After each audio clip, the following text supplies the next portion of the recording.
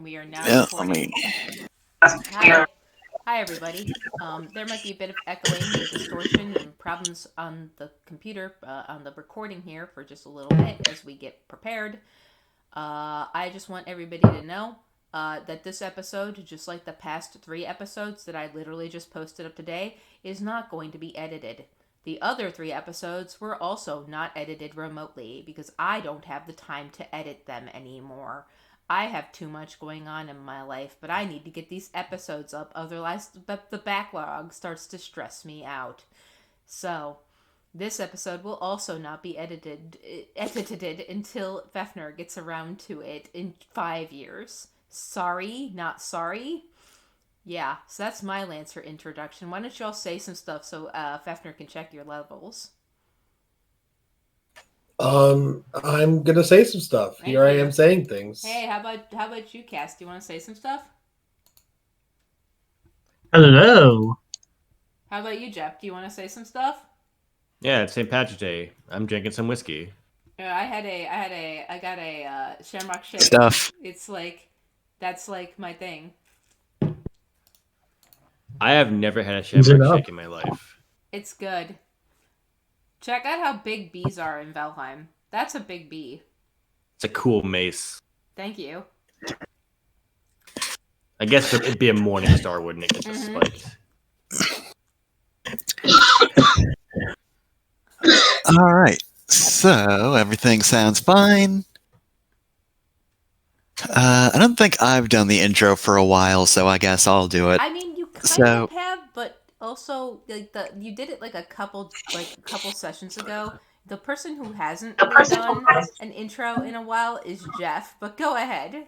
I did that like 2 episodes ago. I did the recap. Mm-hmm. Go on, Patrick. Yeah. Mm-hmm.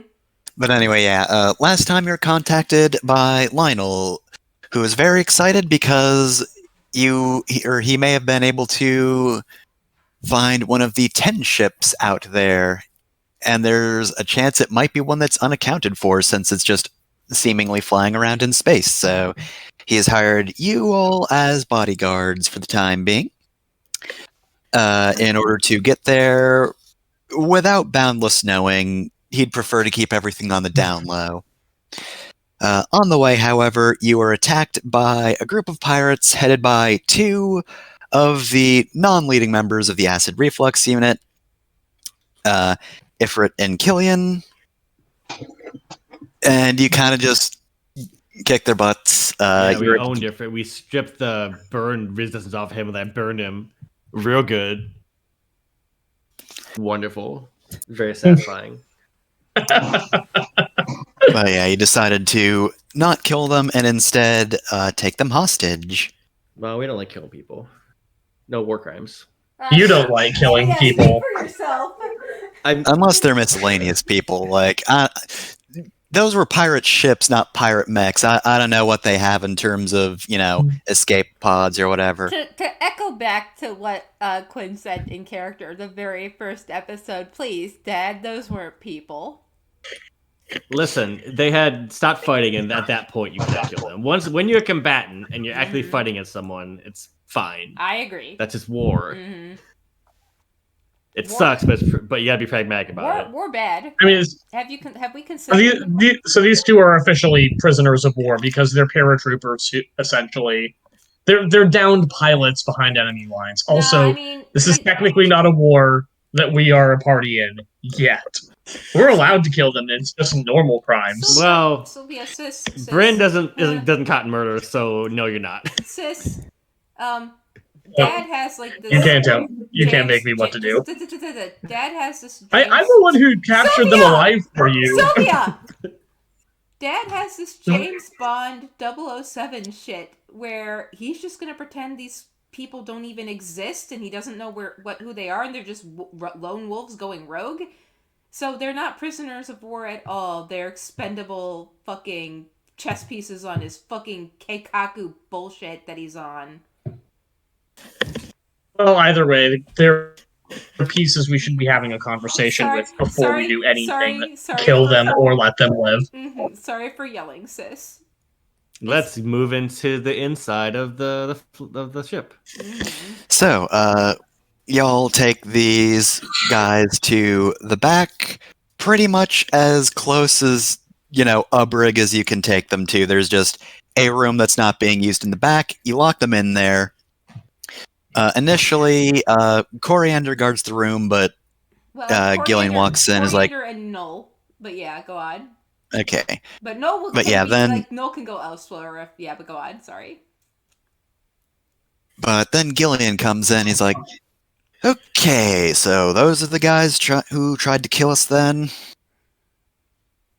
Shrug. Some Yeah. of them, yes. Yep. Tried to kill us is a little generous. They weren't particularly successful, but yeah, I mean they attacked us. Tried That's the point would of the word imply tried. a lack of success. Yes. Yeah. I didn't feel. I looked like Quinn looks directly at them. I just didn't feel it, y'all. I didn't feel threatened. I didn't feel. I feel. You didn't felt a feel little it. threatened when he was in a mech in here and you were not in a mech. That was a little scary. Yeah. Speaking of which, I was actually hoping to ask them a few questions about that. Yeah. Normally, it's really difficult to just teleport a mech into a ship like that. I'm curious what kind of systems they had access to and how they got installed. Alright, so I guess Gillian will just grab one of them and take them to a different room. Any preference, Gillian or Ifrit? Hey, don't do weird torture enhanced interrogation stuff if you can, because it doesn't actually work. They'll just tell you whatever they think you want to hear to make the torture stop. Oh, I wasn't planning on torturing them. That was also Were you? to Gillian. No. No, it wasn't. Oh, come on. That's kind of why We're gonna have a. I'm It's just here to fine. make sure they don't cause any Quinn? trouble. Jeez. Yeah. Yes. Quinn, Yes. It's fine. All right. It's fine. Take whichever one you want, Gillian. I'm gonna talk to the one you leave behind. You're taking charge of an interrogation. You'll see. All right. You got a plan? You go for it. I'm gonna give this to you two, and Bryn just walks off. Does not wanna be I around. actually motion to Lyra, and I'm like, "Hey, Lyra, I don't think they are going to get away at this point without their mechs. But on the other hand, I didn't think they were going to teleport a mech into the ship either. Can you stand by and be, cover on whoever we're talking to?" I will be in the corner, and I will be very large, as always. As expected. Quinn This is is your your- witness. This is your reminder that she is canonically like 5'4". Mm-hmm. Quinn is Well, 5'9". I feel like, but maybe. she just stacked with muscle. Yeah, she may be small. She but got that. be thick. She got that high graph world build. She's got that dwarf build going for her. Lyra's a brick house. Mm-hmm. She mighty, letting it all hang out. So it's just Alright. it's just Quinn in here. Cool. Go do that other scene first. Alright, so who did you take, Sylvia? So we're splitting them up. All right, I'll take Ifrit. Okay. Okay. So I'm gonna move. Good. Killian's the one I wanted anyway. How thoughtful! Alright, How thoughtful of you. This, and then Quinn will go to this room, and then, so yeah, the room Quinn is in will be guarded by Nolan Coriander. Mm-hmm. The room Sylvia's in is being guarded by Lyra and Gillian. Mm-hmm. Bryn's Alright. going to get a cup of coffee. Sylvia will just sit down across from Ifrit and just. I think the first thing she'll do is she will put a cup in the center of the table, pour it about a quarter full of the cheapest booze on the ship, and nudge it toward Ifrit.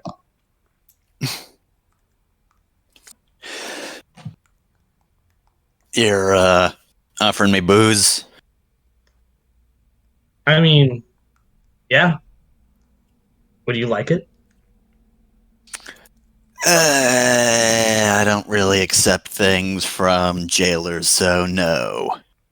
All right. Will this make it easier? Sylvia picks up the booze, downs it, puts the cup back on the table, and refills it. He goes, "Oh, no, manner, silly me. Did you want a fresh cup? You can have a fresh cup if you want." I really don't understand where this one's going, to be honest. What are you... Does it help you to be drunk or what? Is like, are you an angry drunk? Is this a bad cop thing? No, it does not help me to be drunk. It helps to establish a rapport. Look, I don't like you. In fact, I kind of hate you. Makes sense. I had the opportunity a few minutes ago to probably crush you and your buddy into bloody pulps.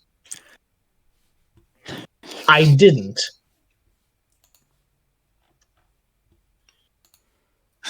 Good That is for you, not a then. thing I'm usually in the habit of doing, regardless of what Bryn says.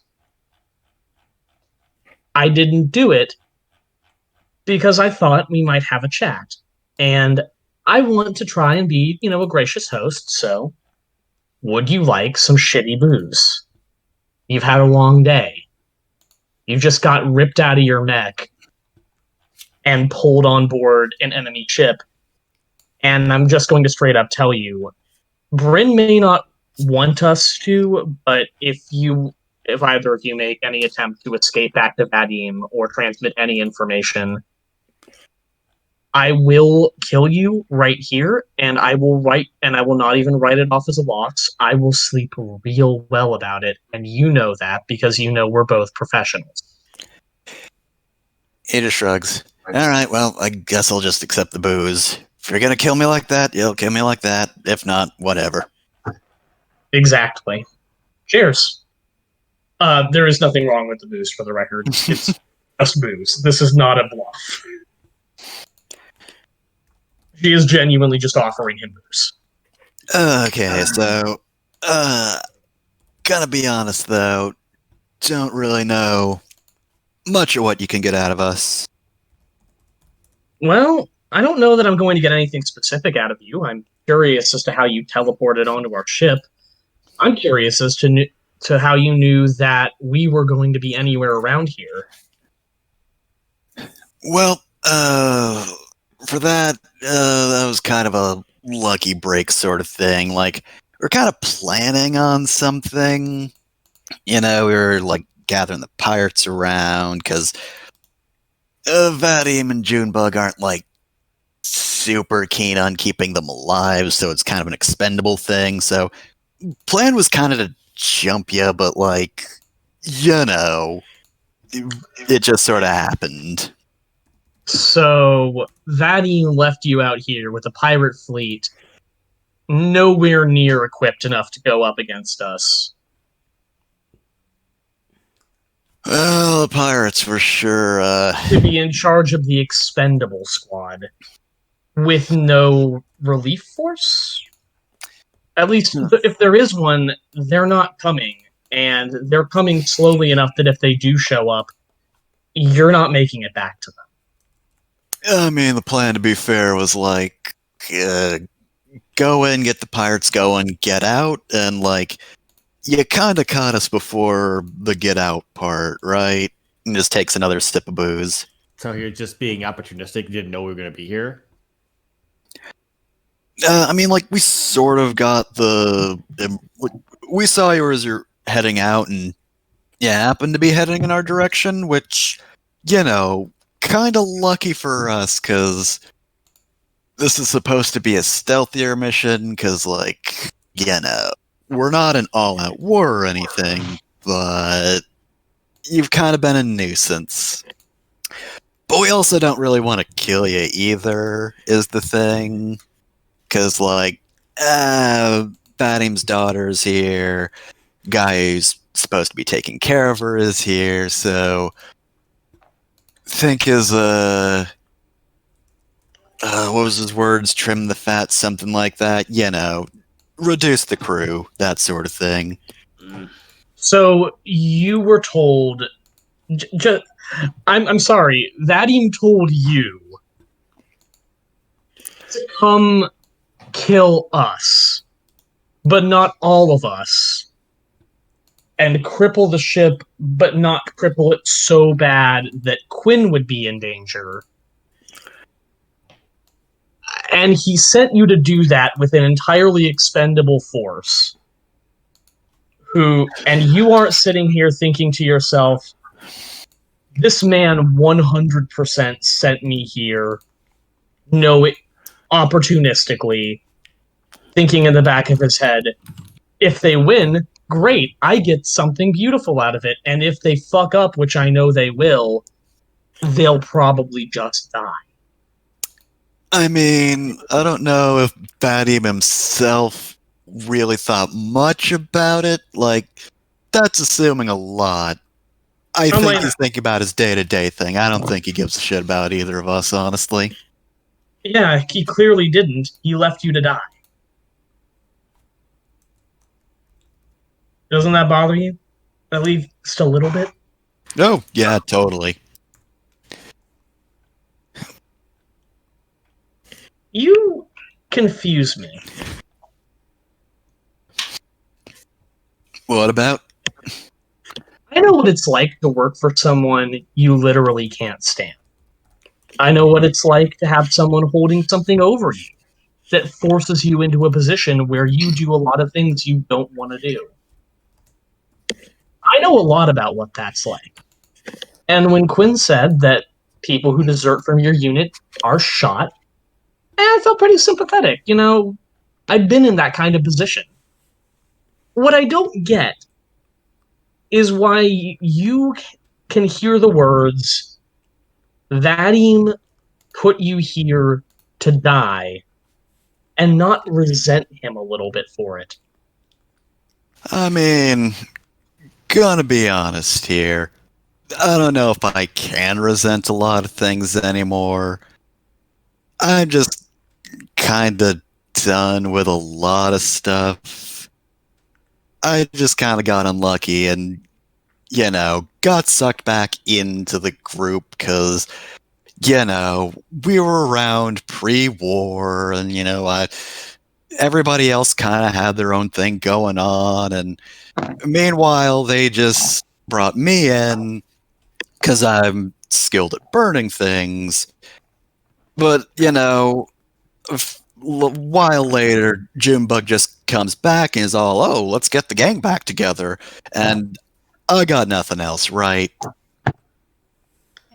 If the comms are open and Quinn can hear this, she'll type in text to Sylvia that this is basically how not just her dad operates, but it is how her dad operates, and Brain will confirm.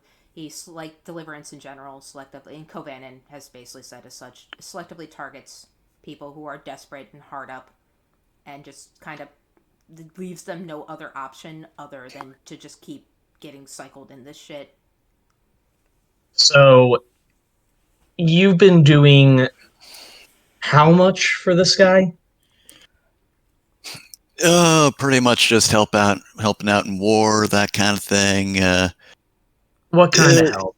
Be specific here, man. There's helping out in war that's like, I need you to go charge up that hill and knock those bandits off it. And there's helping out in war that's like, I don't feel like getting my hands dirty today. Can you torch that village over there? I mean, like, for Vadim, I think that kind of thing is indistinguishable. So, like, I mean, he's not wrong. We tried to have a bit of class, and I mean, like, look, don't get me wrong. Love burning stuff. Not super keen on, like, burning people, but, whatever pays the bills. Their therapists kind of said that, like, you kind of have to forget about that sort of thing, which,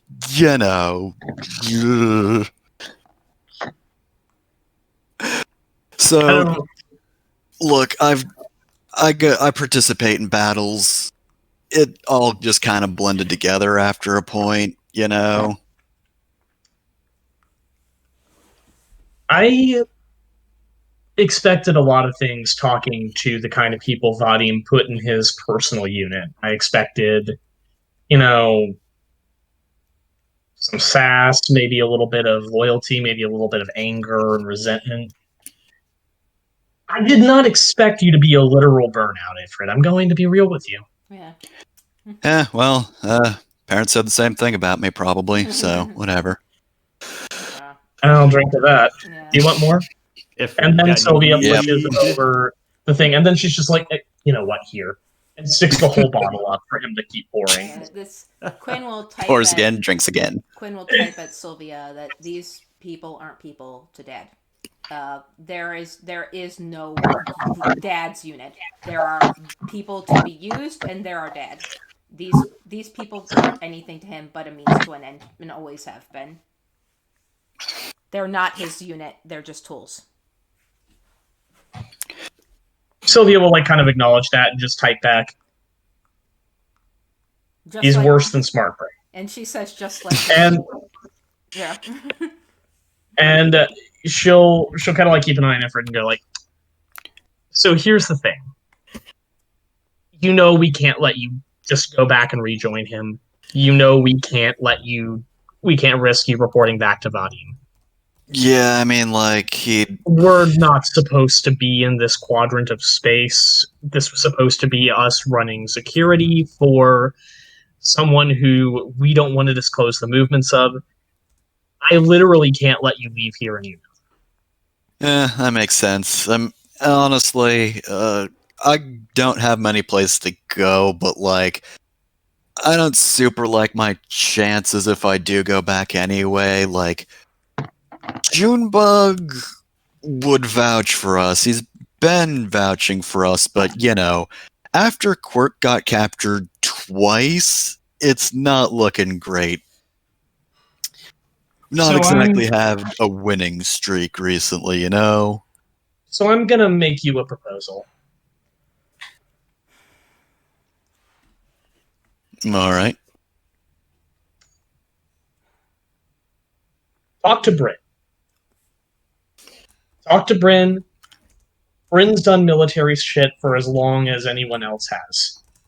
He knows where to find the good fights. He's kept us running smoothly for a very long time here, in the middle of the largest conflict I think any of us have ever seen. We are a solvent mercenary group. We got fucking healthcare. We've captured a bunch of spoils, and we haven't had to hurt anyone, really. I don't think we've done a single war crime. We have somehow done the Herculean task of not needing to subjugate or destroy anyone. Talk to Bryn. I don't need you to throw in with us now. But look at it this way. You can stay here and sit in the brig. I can shoot you. Or you can take a support crew position here on the Adolith or on the Flavor Town. Vadim won't know you're there. We can make sure of that. We know people. We can get you up. We can get you and anyone else who wants to get out, and get you hooked up with people who will get you the kind of work you know how to do without having to do it for cunts like you.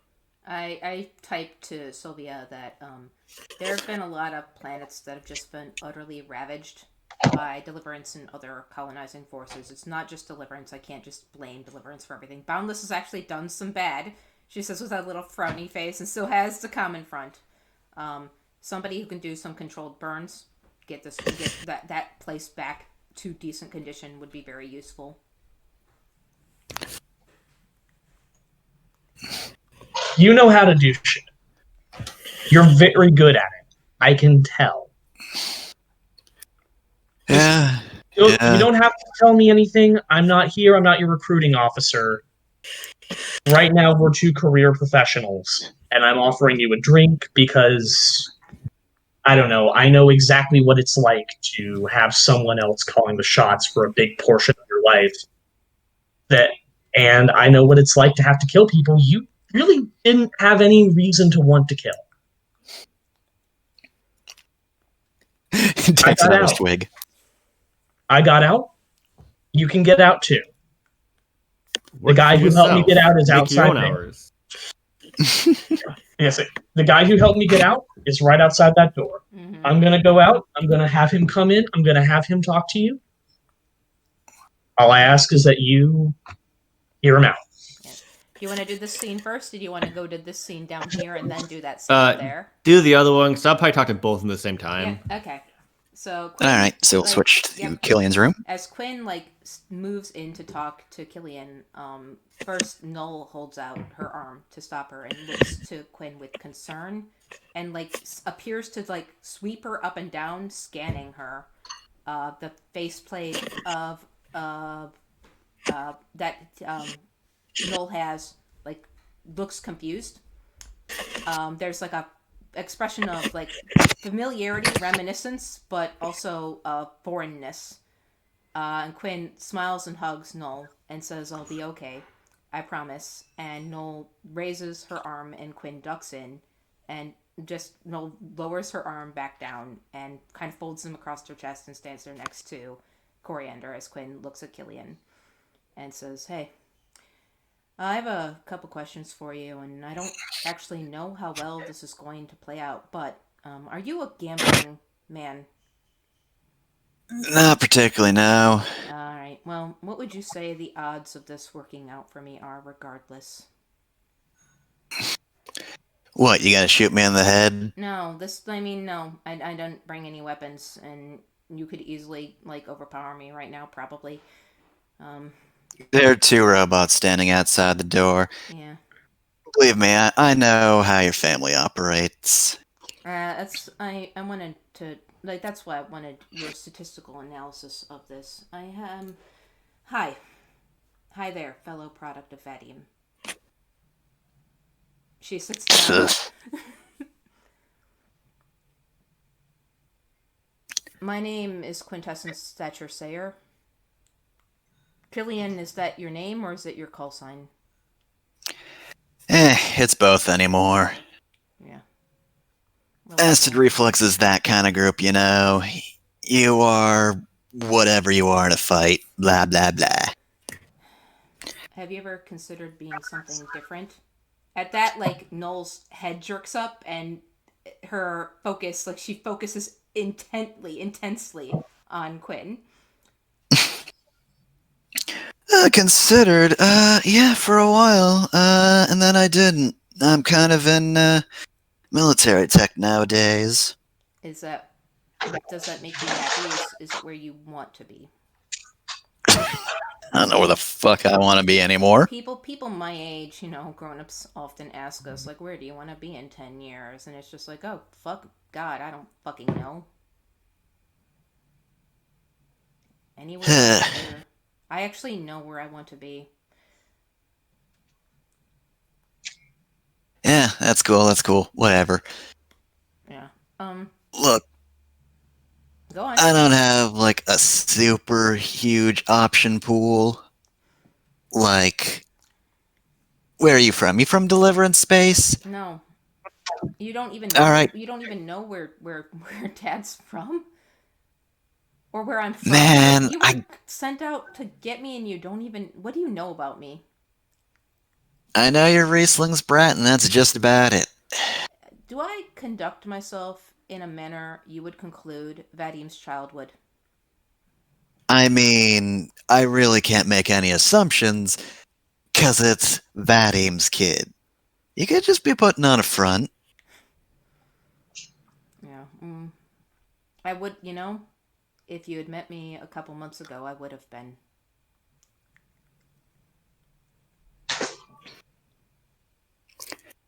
What about you? Are you putting on a front?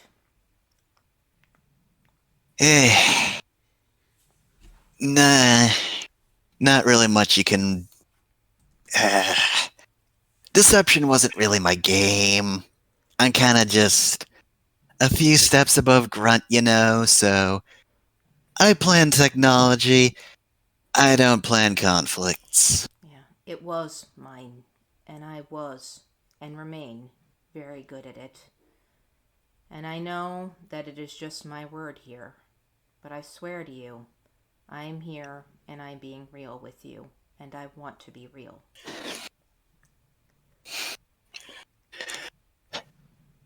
Yeah, I know well. I'm just a kid, but I'm not here to play pretend. Well, look, I don't know where Vadim's from then, because if he ain't a deliverance man, he sure acts like it. He has chosen deliverance. My father was originally a Union soldier, or, well, more of a Harrison Armory Union kind of complicated overlap. And then deliverance absorbed a lot of the army. Vadim was never a soldier. He was always an officer. Yeah, he was always an officer. Yeah. So he was an officer of the academy and worked for Harrison Armory, and the Union came here and got swept up into Deliverance because Deliverance absorbed a lot of the army after, the gates closed and everything went to shit. Yep, and people loved him for it. Yep. He was very Liberation, important. liberation, blah, blah, blah. Join the military so you can be all cool, blah. Yep, he saved, quote-unquote, liberated the planet Varna. That is my home planet, the planet that he is now governor of, and it exists in boundless space, and he is effectively a boundless citizen. So I am also a boundless citizen, but his loyalty and his citizenry is with Deliverance as well. He's got, I guess, dual citizenship is what you would call it. What are borders in space? He says, gesturing. I'm surprised Deliverance let him have it, unless it's convenient. Whatever. Yes, Deliverance, much like him, views people as tools, just like you and me. We're just pieces on a chessboard or whatever. Yep. Yeah. But I don't want to be that anymore, and if you don't want to be that anymore, you actually do have more options than you think you do. She knits her fingers together. I would lecture you about choice theory, but it would take too long. So I'll just tell you that we are only aware of the choices that are made available to us. And it means that there are many doors that are open that we don't even realize are there. But they exist, and until they are pointed out to us or we become aware of them, we don't even know to take them. And the reason I am here now is because of a series of very fortunate circumstances and active choice on my end to just go hog wild and see where I landed without any active choice. Like, without any plotting or planning or strategizing. I just did what felt right, and here I am.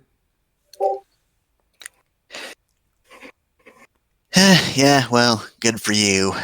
Choice theory ain't exactly always right, though. Now, of course it's not, but my point isn't to focus on these details. My point is to recognize that the options you think are available aren't the only options that you have available. And I'd like to present you some suggestions for ulterior options that you may have available to you.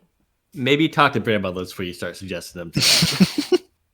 Please.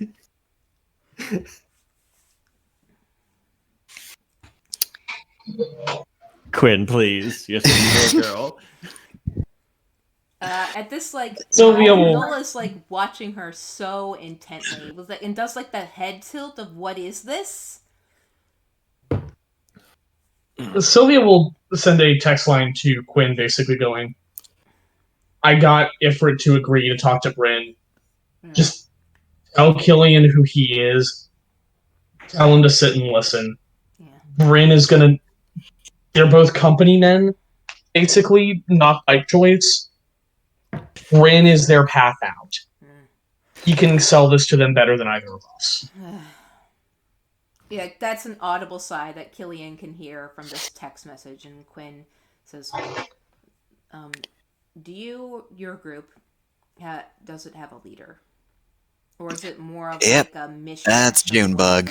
Yeah, alright. Of course, technically speaking, we're, of course, also under Vadim's watch, but somehow between the two, Junebug is the more pleasant one. Alright. Well, we kind of have a leader too. We're all kind of leaders, but we have like one person who kind of leads over the leading. I don't know. It's complicated. It's my company. It's my mercenary but we're group. basically all like equals, and we have like an equal say, and you'll actually fucking hear us out. It's not like we're your property, Dad. This is true, but also, like, I will make an order if I need to. Yeah, you will, and maybe I'll even listen to it sometimes. Like, she actually plays this out, like, so that Killian can see the interaction, and then she looks directly at Killian and says, "This is the difference between being a person to your quote-unquote commander and being a tool." He just looks towards the door, looks back at you. That the guy you said was your dad or whatever? Yeah, this is my actual real dad. I don't belong to that man, and you don't have to belong to him either. Alright, what the hell? I'll give it a shot. Alright, come on in and talk to them both, I guess, Dad. I'll bring up the screen. Well, come out and talk to me first. I am not there. I am like getting coffee. Those things I was saying would not bring Young to the table. Yeah. So Sylvia will find Bryn because I think her conversation finishes up first. Yeah. She's gonna walk up to him and be like, "So, you want the good news or the bad news?" Just give me it. Just tell me. Utter burnout. These guys are so tired of shit that it's not just their consciences that are turned off, it's their sense of self-preservation and anger.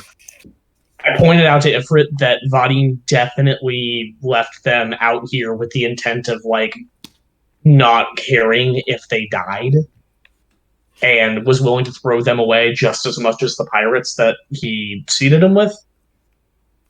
Didn't even faze him. Not in a, oh, but Vadim's so good sense, in a, no, what did you expect him to do? That's just how people are.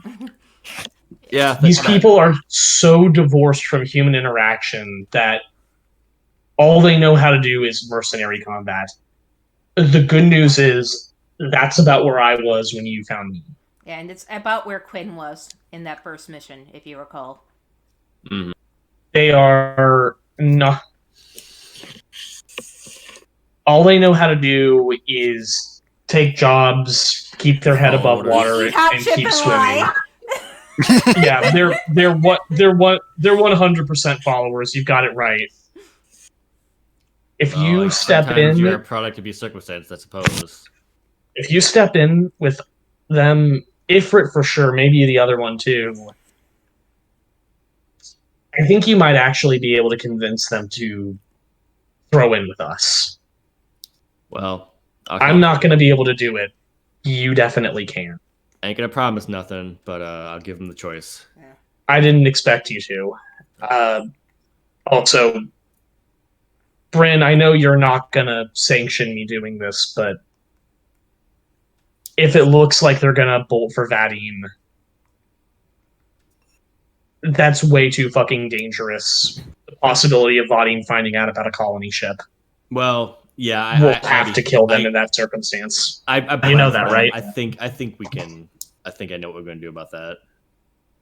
All right. If you got a plan, then I'll let you take point on that. All right. Good luck, fearless leader. I'll let them wait for like half an hour. I'm not going to. Oh, Bryn, one more thing. Huh? Ow, cat. I used one of the cheap bottles. Talking to Ifrit, I thought it would be a good way to establish a rapport, and I didn't check, but I think I accidentally took it from your stash, not the general one. Rev. I owe you a drink. Rev. What one? No, my baby! It was one of the ones, unless she shows it. Now, Sylvia, okay, retroactively, because I think it's funnier this way. Sylvia intended to grab cheap stuff. She's just taken him a bottle of, like, Trappist. Or Bryn something doesn't like have any cheap stuff. Yeah, Yeah. that's to say, she picked the one that looked cheap, and she was like, "It's this one.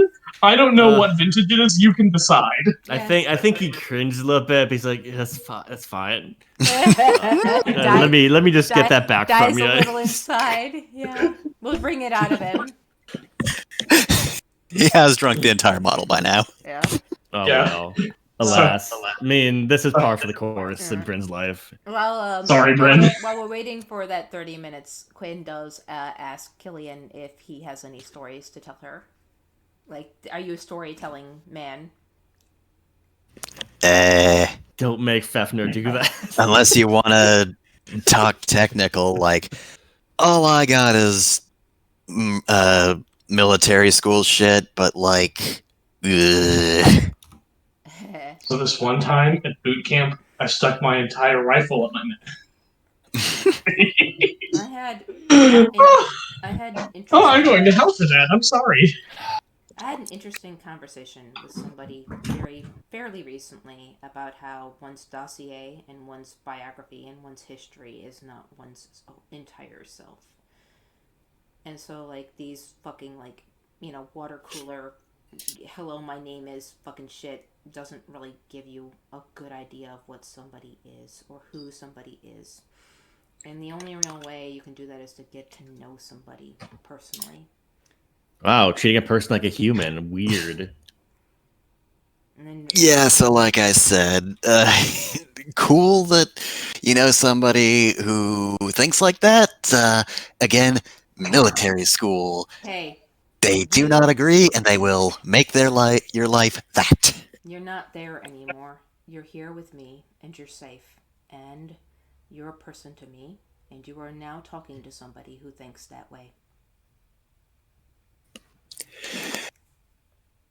Well, yeah, fair enough. But look, I'm just saying, out of everybody I knew from school and who moved on to this group, I'm the only one who could even recognize you saying something like that.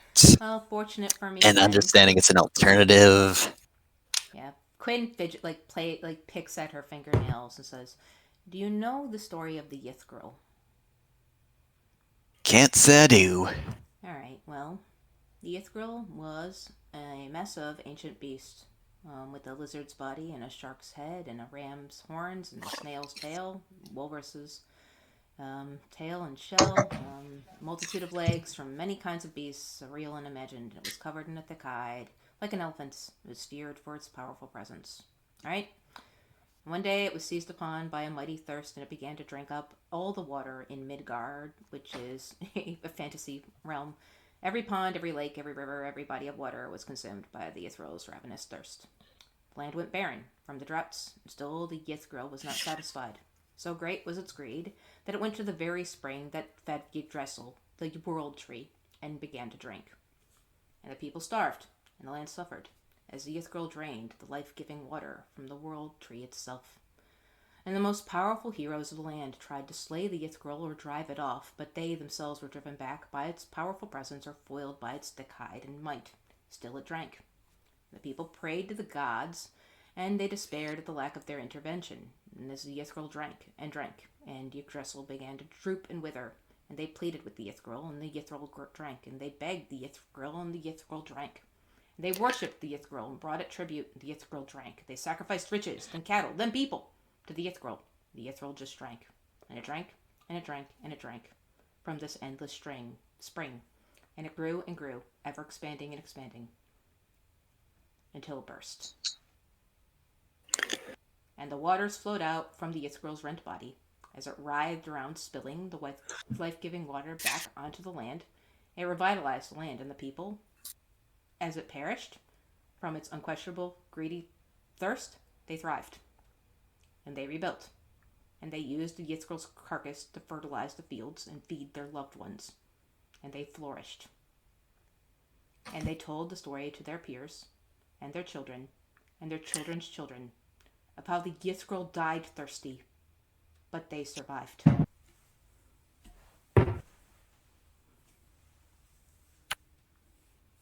All right. Is this one of those stories with metaphors or whatever? Because I'm not super great at reading those. Are you thirsty?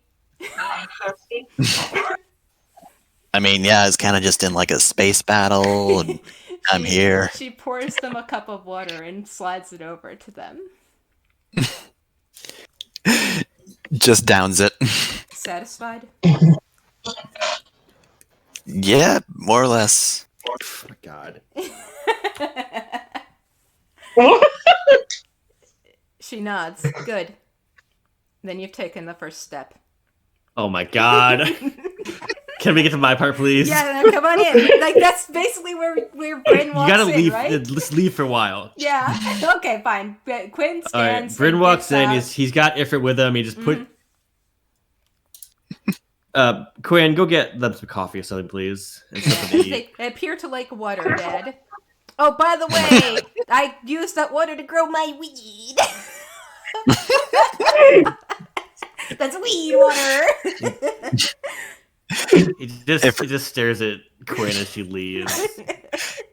Ifrit just sits down. Killian looks at him. Are you drunk? Yep.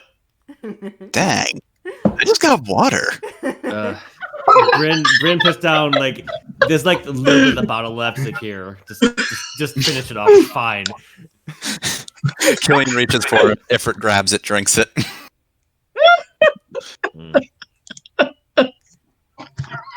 Bryn like leans in the door and he thinks for a second.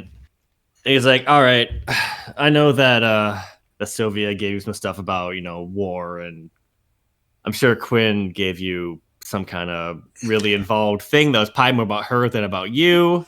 Yeah, there's like something about a Yif girl, and she exploded after drinking a whole lot of water. Listen, I didn't get it. Don't worry about it. So, listen, I used to be in Union. I used to be under Vadim. He sucks. Totes. Right now, we're on a mission, and I can't let you leave until we're done with it because I cannot let you tell anyone where we're going and what we're doing. I know that you just kind of happened upon us here. It was opportunistic attack, so whatever, it's fine. I don't blame you if you're doing your job. But listen, you gotta stop working for Vadim. He sucks. Eventually you would just die. Like, it's not an if, it's a when. Pretty much. You are just a pawn at a chessboard for him, and he will sacrifice you if he needs to, without a second thought. So I'm gonna give you a choice here. Once we're done this mission, you're gonna stay in here. We'll take care of you until we're done. When we leave, we'll either drop you off at the station, or we can pay you a small ship. I don't care. And I can hook you up with some people that can get you out, get you some different work, or you can go back to the team. I really don't care. You can make your own choices, but until then, you stick around. Okay, you got some time to think about it. If you want to get out, if you want to get some of your friends out too, we can probably give you the resource to do that. But until then, just sit tight until we're done with this mission, because I cannot let you leave before then. Because you're welcome. Yeah. It says over the PA system. No, I'm joking. It doesn't happen. It is a nice offer. You can guarantee you won't find us? Well, I mean, that's really up to you after whatever you're doing. But we won't hand you over to him, that's for sure. And we won't make you do anything you don't want to. That's really all I can offer you, truthfully. All right. The universe, and Vadim's reach is quite long, and he is quite cruel and scheming. So, I mean, Yeah, pretty much. Well, But honestly, I'd say your odds are probably better if you're not around him taking his orders than otherwise. yeah, like, our odds would be better than Quirk's, but that don't mean much. Yeah, honestly, I'm surprised Quirk hasn't ended up dead in jail yet. Was that that one guy that we caught the other time? Yeah, he's like the guy who just really likes fighting. Oh, yeah. I went to military school with a guy. He's always been like that. Like, damn, buddy, pal, we get it. You've read Sun Tzu's Art of War. Who gives a shit? Yeah, I know the type. Sun Tzu's ass. He's millions of years old. He didn't You have know, a spaceship. I could fuck him up. I'm pretty sure that one of Sun Tzu's thing was don't fight unless you have to. Yep. To me, the whole thing. That is correct. I probably ignored that part. Does like fighting. Yeah. Loves just All right. beating up enemy formations. It's his thing. Well, I mean, you into what you into. And Bryn, he's just that's it. That's all I has. So like, listen, we'll make sure you're comfortable in here. Don't try to escape because I cannot stop Sylvia from doing what she wants to do. So take her threats seriously. Yeah, well, Make sure you got some beds in here and shit. Just chill out. Just take a nice vacation from fighting in combat for a couple of days. We'll bring you some books or something and a TV. And Bryn just walks out the door and closes. No, as Bryn walks off, Sylvia, who I feel opportunistically happens by at this moment because it's perfect comedy timing, just yells over her shoulder, Lyra has a really old stock of like action movies from Cradle. They are very corny. You will like them. Bryn just shakes his head as he closes the door. He looks at Corey and says, "Okay, your job is to watch this door. Do not let them leave." okay. If they leave, just pick them up, put them back in. Sylvia will like touch Lyra's shoulder. She go and just go like, "Hun, I think every sacred text is corny." Yeah, and we just I give him shit so then I don't want to treat them like they're in prison, right? They're our guests at this moment, so I make sure they have like food and like entertainment and shit, so not like going fucking nuts. In Coriander's interpretation of your orders has, however, led him to just turning towards the door and holding his arms out, just in preparation for if they try to escape. I mean, that's fine. Just wait and grab. Coriander is not sapient, so I do not feel bad about this. You can lean on the wall. You know, don't gotta look prepared. You're gonna block the hallway if you do that. Presses up against the wall. Try to look more casual. Mm. Lean a bit. Cross your arms. There you go. Perfect. Just makes an X. This is going to be so awkward if he actually needs to grab them. So basically, if you weren't listening, we're keeping them until we're done this mission because we cannot let them leave because they could leak where we're going. Mm-hmm. So we're going to just hold on to them until then. Yeah. Otherwise, I'd be just like, just get them out of the ship now. They can go do what the fuck ever. We'll tell them where to go if they want to not be with Vadim, but like, we're too far into this now to like let them just pop off right now. After Bryn leaves, Quinn has one final question for Ifrit, actually. What's up? Hey, I listened into your conversation with Sylvia. You mentioned that the person who is supposed to be taking care of me, looking after me, specifically you said the person who's here to look after Vadim's kid. Who is that? I'm pretty sure that's supposed to be the which was the one that just talked to us. That was Bryn, right? Yeah, that was Bryn. All right, interesting. Thank you. Enjoy the alcohol and our, I don't know, hospitality. I feel like he still thinks like he's teaching you something, and he's planning something with me specifically to teach you something, because otherwise he wouldn't be saying that anymore. Yeah, shrug. I mean, I can't control other people, Dad. Yeah, yes, but also like I don't relish the idea of like Vadim like making an example of me to teach you some sort of like fucked up lesson. Yeah. So let's let that not happen. Let's protect them. That's not something that's past my dad, and I don't want to give any indication that I care about these men, though I do. Well, listen, we can only promise so much, and they got free will. I'm not going to make them do anything. I'm going to cut them loose, give them some information they can use, and then it's up to them, okay? And that's all you can do with some people sometimes, especially when they're, like, enemy combatants. Yeah. Are they secure? I'm going to head off with Null, if it's okay. Yeah, the door's locked. Corian is watching it. He doesn't get bored, so It'll be fine. Does anybody want to do any role play before I do a bit of summarizing of some stuff? No. All right, so yeah, just as a quick reminder, those two Chucklefucks are on board. Lionel's here if you want to talk to him. There's just the general concept of, hey, you're going to be visiting one of the 10, maybe. Mm-hmm. Oh, there is something I want to do with Lionel real quick.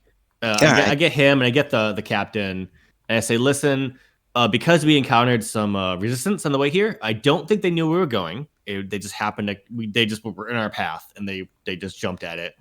Let's maybe take an extra day and just do a little more circuitous route to where we're going, just so it's not like a straight line through space to this thing. Maybe fly on up in the through like a I'm so nebula glad or something. we have a token straight to remind us that straight is an option.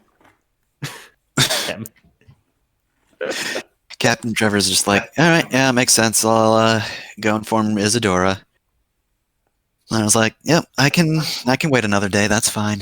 Yeah, that's fine. I just want to, in case of being, and let's still give us longer to like check if we get entailed. Who was messing us before the fight? Those, because we were receiving some messages, right? Isadora chimes in. The Death Knight, and yeah, go ahead. Sorry. Isadora chimes in. Yeah, don't know who that was exactly. I could not get any information on them when I scrubbed for it, but they managed to hack into the ship pretty easily. So, do you think they were nearby? Doing this remote. Should we be worried about that? It was that one dragon ship, right? That was helping us, I guess. Maybe. Sylvia was literally raising her hand like, Bryn, I fought that guy like out of a mech. I know what he looks like. Yeah, in the mines, his voice is familiar. Yeah, I'm familiar with him. I was also the one who got the closest to him last time we fought him. He was the one who went after Quinn when we were cleaning up those beasts for Boundless. What? And I don't remember Jeff. What happened to him after the fight? Where'd he go? He managed to escape. He bailed. When Sylvia went after him, clung onto him, went berserk on his mech, and with his last remaining drone, he pushed her off and bailed. Okay. Yeah, well, we fought him to basically a forced retreat. He's apparently been keeping tabs on us since, and I don't know why. I also don't know why he's suddenly helping us instead of attacking us. He seemed really concerned when I talked with him about the fact that we had a child in a Horus pattern frame mech. Well, I mean, that's the thing to worry about. I mean, anything in a Horus frame mech is That guy was in a Horus frame himself, though. I don't understand, but the impression I get is that this is a vague suspicion, you understand. I can't prove anything. When he fought me in the mines, he was going after some guy who just ran past us. I think he tracks people down when they do something that connects them to Horus. Maybe you take like certain licenses from the wrong person, or you get assigned them at the wrong time. He tracks them down and kills them. I don't know if he's like protecting exclusivity for something some cult he's a part of is doing. I don't know if he's using something he's really suspicious of to like hunt down and destroy it. For all I know, it could be none of those things, and he's just an assassin who happened to take a contract on our group and thought better of it after we fought him off.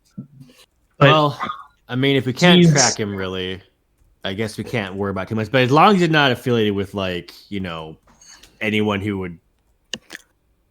He's definitely not affiliated with Boundless. The last 2 times he showed up, we were in Boundless space. And I don't think he's his deliverance either, because if he were, he'd have no reason to go ham on the acid reflux unit like that. He went after the 2 of them as hard as he went after the pirates. Well, I mean, Horus is Horus. So I think he's just like a weird third party in this. So I guess it's probably okay. We should keep an eye out for him. There is one other thing to worry about, though. Well, I don't know who's responsible for that goblin still. Remember that thing? Bryn does, Jeff doesn't. The goblin. It was from your Halloween session. The goblin that hacked. Oh the yeah, that's floor. right. Yeah. Well, I don't know. Jeff doesn't. That's a. Yeah, yeah. Like Sylvia just genuinely doesn't know. Well, Either. It's I like, mean, you know we what? only know one spooky guy with a Horus frame. I mean, really, where Quinn's the only one of us that has any horror stuff, right?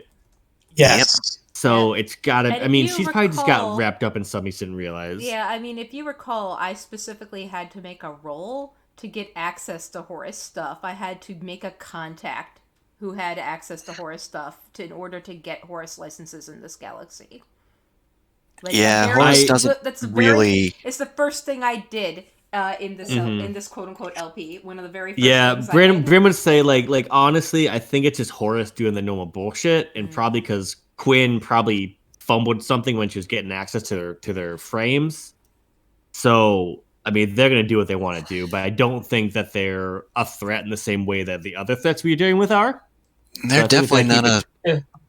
They're definitely not a threat around here because Horus usually operates closer to the OmniNet. We're not connected to that. We have our own local network in Overture. Yeah, so I think they're just doing their own inscrutable like motivations that aren't really connected to all the stuff we're worrying about. So I think it's one of the things that they're like. They're just entities of chaos, right? They're just Yeah. So like, so Bryn said, like, I think really just gotta worry about that as it happens, but like, I don't think we can plan for it because it's Horus. So like, let's just not worry about too much. Yeah. Well, I'm not going to worry about him too much, but if he shows up again, I do want to talk to him. No, yeah, that's fine. You got a but, score. like, We do have a score to settle anyway. but I personally am not going to put a bunch of brain power to this because I don't think that you can figure out Horus's motivations generally. I mean, no, you can't, but not every pilot in a Horus mech is Horus. For all we know, this guy could have his own agenda and could have acquired the frame the same way Quinn did. It's true. Well, I mean, I don't want her messing around with a bunch of weird mech pilots. Neither do I. Bryn said, Like I said, unironically. I want to talk to him. Who knows? Maybe if he likes me, maybe if he likes us now, he'll give me some Horus mechs to sample. Ooh, spooky! I do you could want run that? something with more than 6 E defense. Well, that bit I am not actually saying in character because I don't think Sylvia would abstract it to that point. But like she would kind of like say joke about something to that effect of like maybe I'll pilot something with a computer that doesn't go down the second someone sends a hacking signal my way. I mean, that's the dream, though, right? Yeah. Oh, I'm living the dream then, is what you're saying to me? Living the dream. It's one of the dreams. You're the So only we're one. not. I know we're not in downtime, but I feel like someone's like make a roll to like try to like make sure we're not fucking followed to this place or Yeah, something. hey, Lyra, come hang out on these turrets with me and see if we're getting followed. I'll like do Yeah, do like that. for like navigation stuff. I mean, that's... I'll do I've got a something. spot, That's so easy. like, I'll this is- contribute that. This was my job, Yeah. right? I was a starship captain. You and Isadora both were captains, so feel free to wrestle We're over captains, that. so feel free to Also, wrestle. there's Echo suddenly, but we're cool. All right, so I will work with Isadora to try to like plan out how we're gonna get to this place without like making it super obvious where we're going. We'll All like right, fly yeah. through a nebula or something. Who knows? Yeah, I'll roll a investigate. 20, nice. I can perfectly chart out where we're going to go, so I guess Bryn just makes sure we're not being tailed. Yeah, I won't worry anything that. You did just fine. Yeah. In fact, no, take it actually from me. That's what I say. That makes sense, right? As Close the whole thing. Where'd my as Quinn is What the- hanging out with Lyra, she kind of gets like it's a very kind of one of those pregnant silences. Like the kind of I want to be saying something, but I'm not. I'm like trying to formulate how I'm going to say it. It's one of those silences that kind of causes anxiety with the energy, the vibes. It only makes it worse that Lyra's completely immune to anxiety.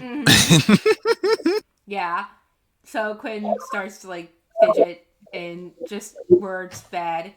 Finally, she speaks as they're out there scanning the sky, the space sky, the horizon.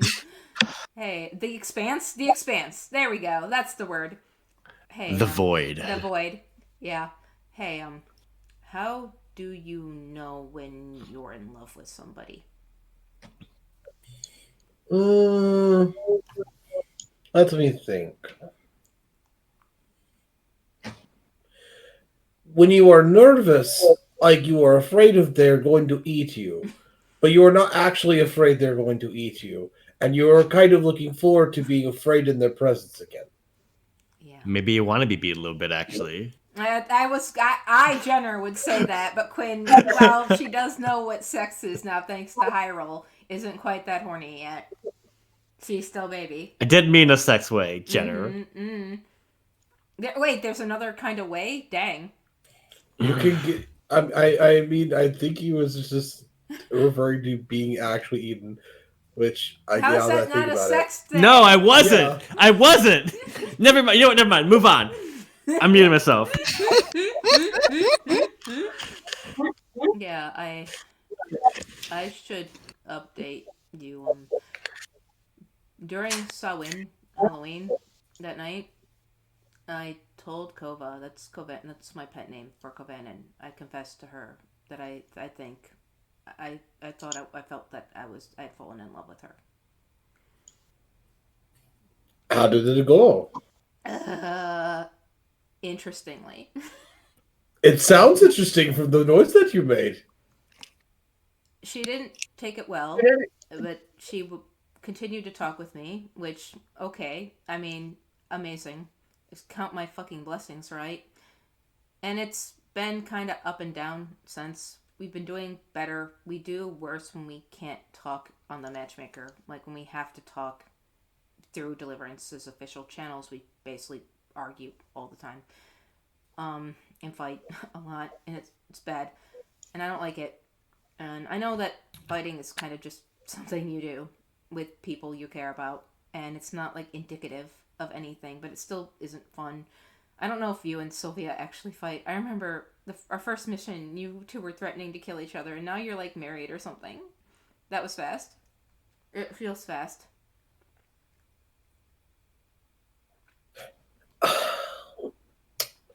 Not everything goes well, but she's continued to talk to you. You said that, right? Yeah.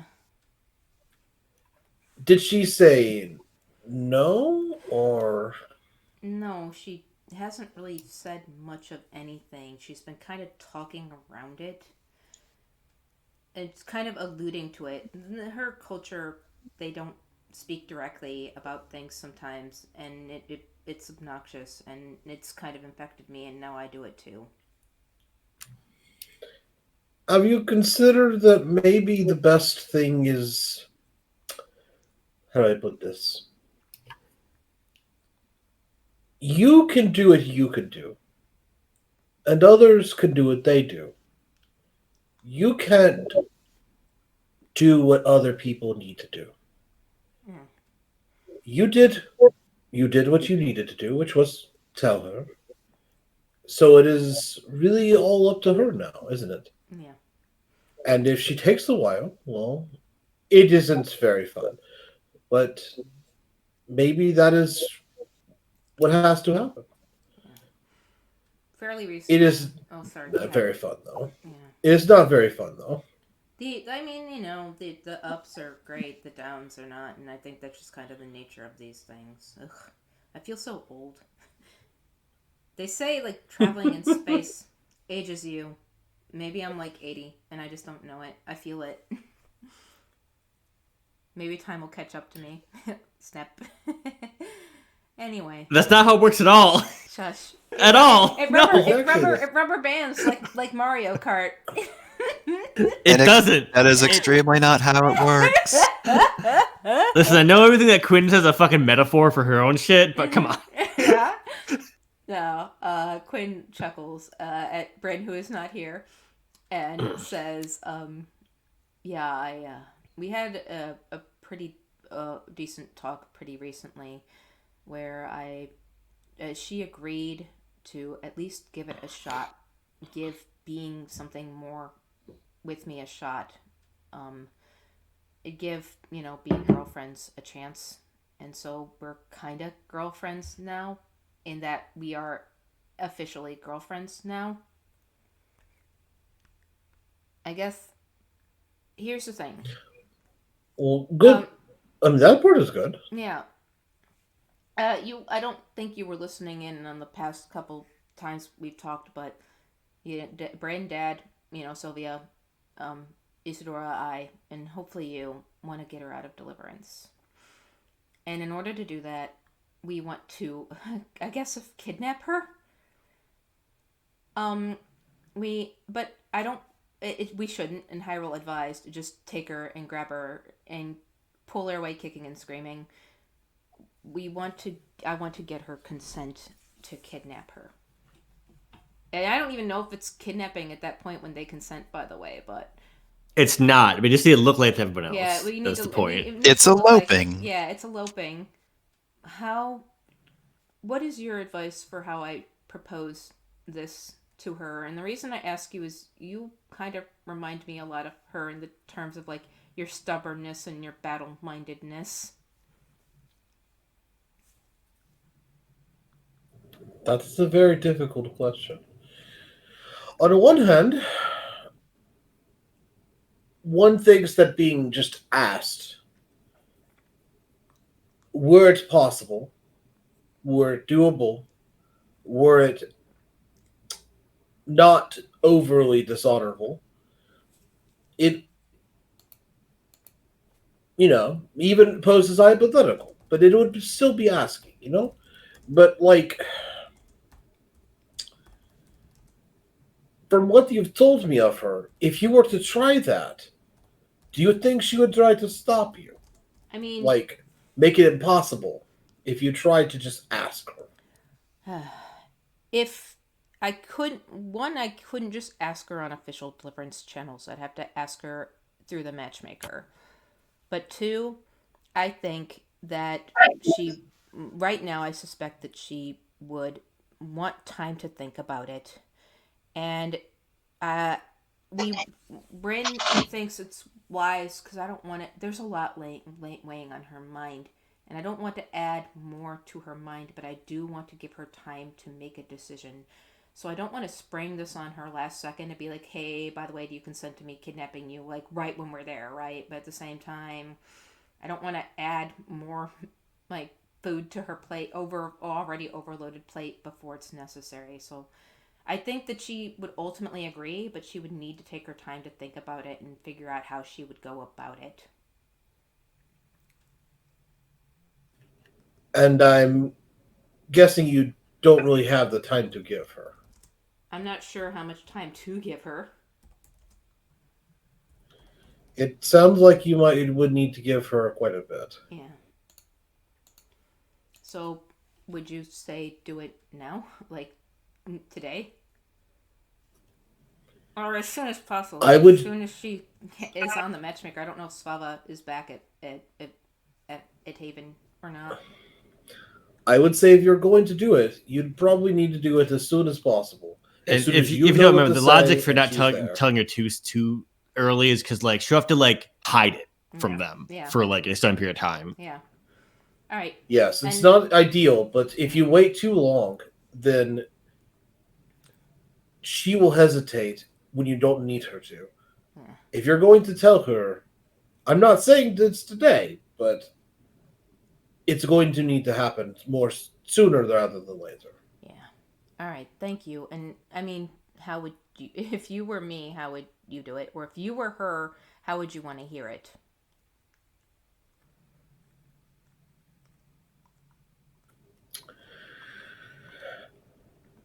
I would not need you to explain to me every detail, but I would need you to tell me enough without asking questions for me to know that you are serious.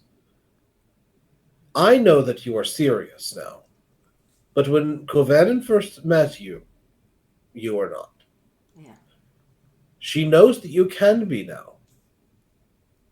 But if you say something like this to her, she's going to think that you're not serious.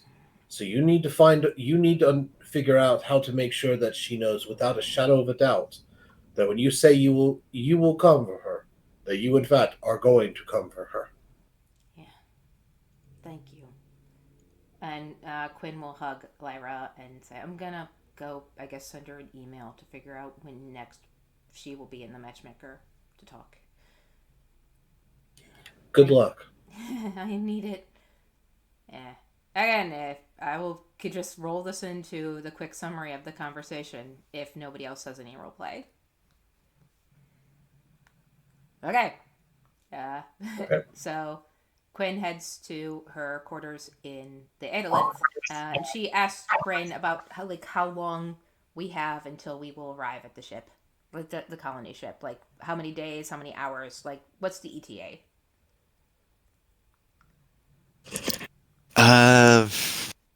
Do you need a specific one now? I think you just get the time. There's whenever is narrative. You have time. Time. Yep, exactly. Especially because time was bought via a roll last session, or last downtime session. So yeah. So Quinn has some time to wait for, hopefully get Svava to get back to Haven so that Kovanen can talk to the other matchmaker. So Quinn shoots off the email. Just basically says, next time Svava's in town, you should,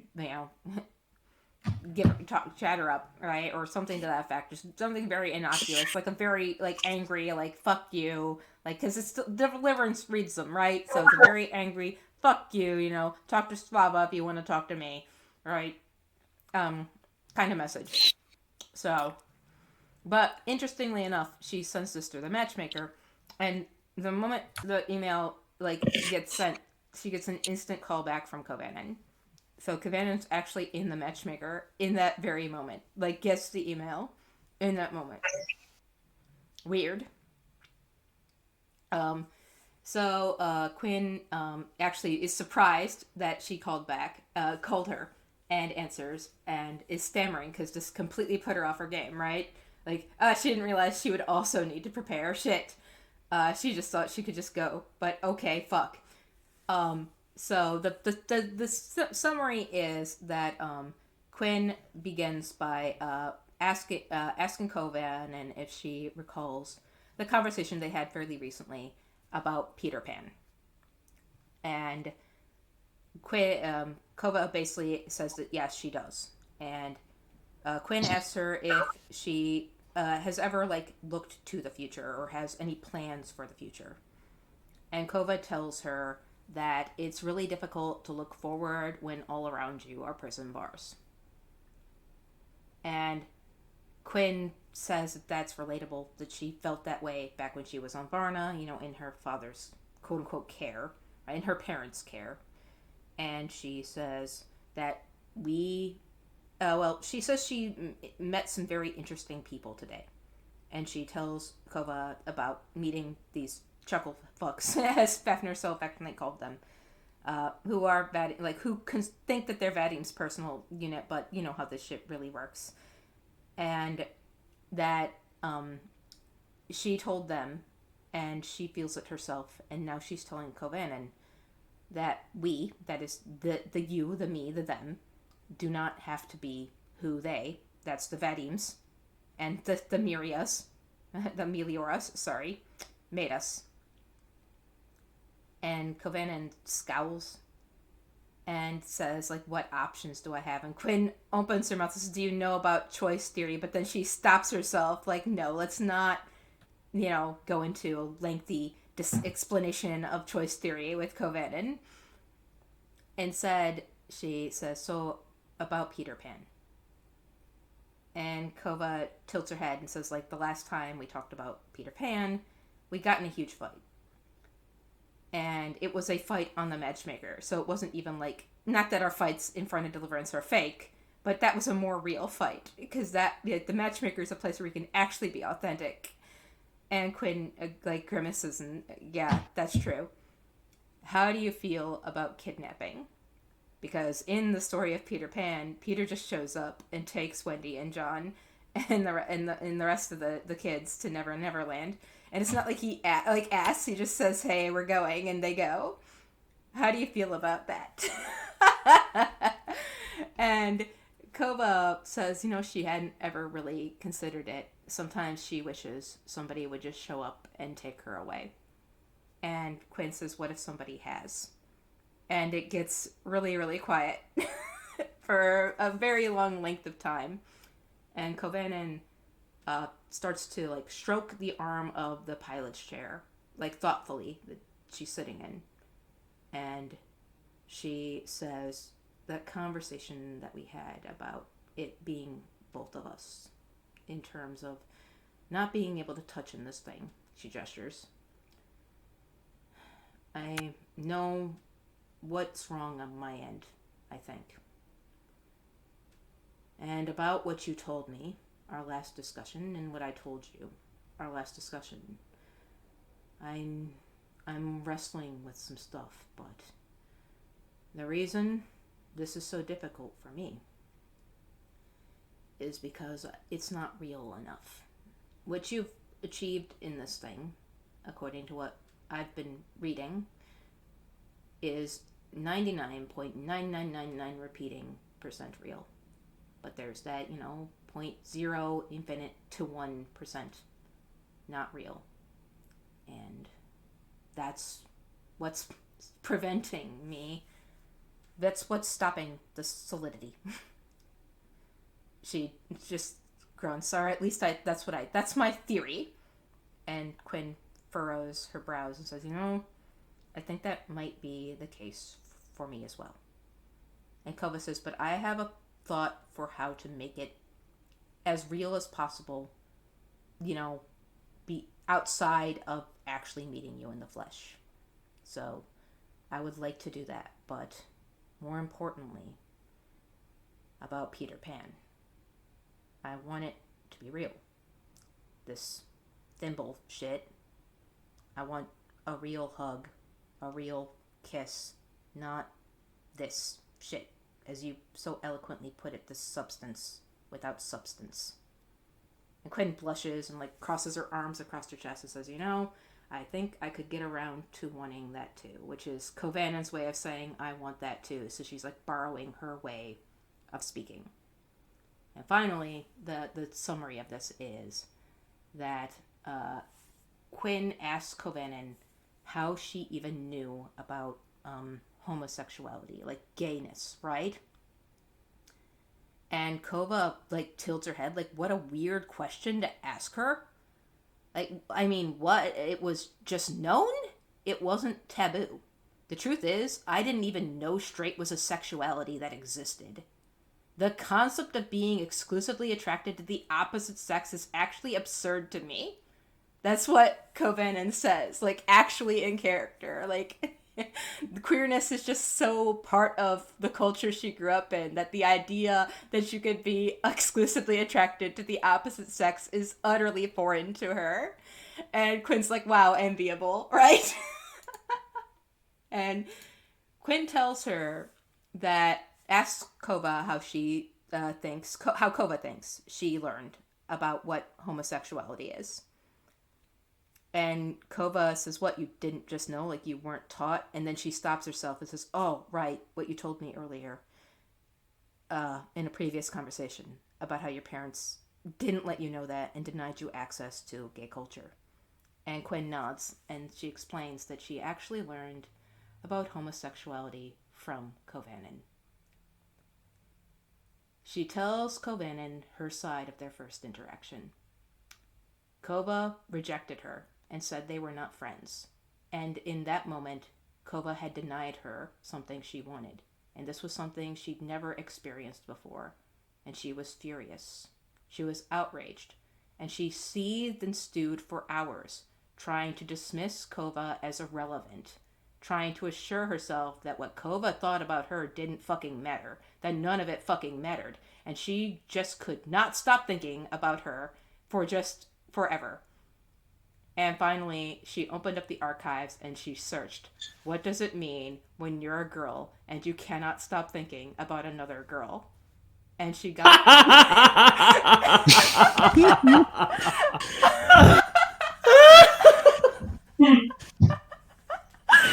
and she Oh, to be a And she child. found a WikiHow article. She To be got a little fucking teenager who doesn't know anything. Wow. exactly, and she got an archived Reddit thread or something to that effect, right? Post. It was fucking like Yahoo Answers. Yeah, it was like a Yahoo answer, which basically read, "It means you're a huge gay lesbian girl. Ask her out."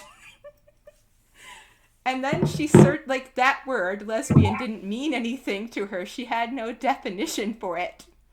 So she searched for the word lesbians and gay. And she rabbit holed for over a day. And that is how she discovered communism. Because communism is apparently a gay thing. It's how she discovered Buddhism. Because Buddhism is directly influenced by... What's this thing about throwing bricks Yeah, at cop cars? Yeah, Buddhism directly influenced some communist thought. It's how she learned so much that she never would have even, like, had the care to search for. All because some cute girl, thousands of light years away from her, told her to go fuck herself.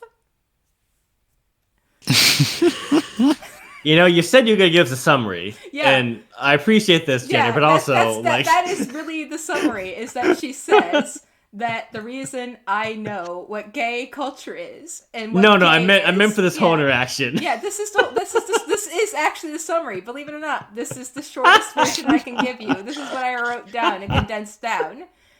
Right? That she said that, like, I put together all these spreadsheets, but ultimately I gave you this big grandiose speech about the kind of person I was trying to be, that I wanted to be. But even that didn't come out right.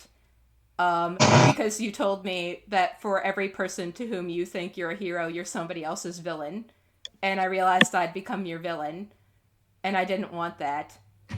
So I'm here for real. I want to be real with you. I changed that day. I wanted to be a different person. A better person for you. No. I wanted to be a different, better person with you. And Kova, like stares at her and is like, "Wait, I made you gay?" And Quinn says, "No, I was already gay, but you just let, like, you let me know I was gay."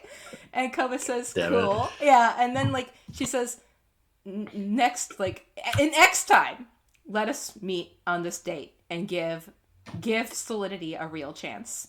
And I need to think about what you've said here." And she disconnects, and Quinn disconnects, and that's the end of that conversation with her. Thank you for allowing You me never to asked remember. about the kidnapping! No, she did. She did ask about the kidnapping. She It said, came up, yeah. Yeah, she said how... She did. You were very happened. coy about No, it, so no. you give an answer. No. What Cobain just said there is, I will think about all that you said. And, like, if you do, like, but Quinn does send her an email, like, about the kidnapping too, right? 3 question marks. And Kova just sends a thumbs up emoji back. Okay, that's all we need. That's Yeah. fine. Okay, well, she's on board. We got Yeah. it. We did it at Reddit. Yeah, we did it right. We got a 17-year-old to agree that maybe she should not be in charge of a fucking warship. Yeah.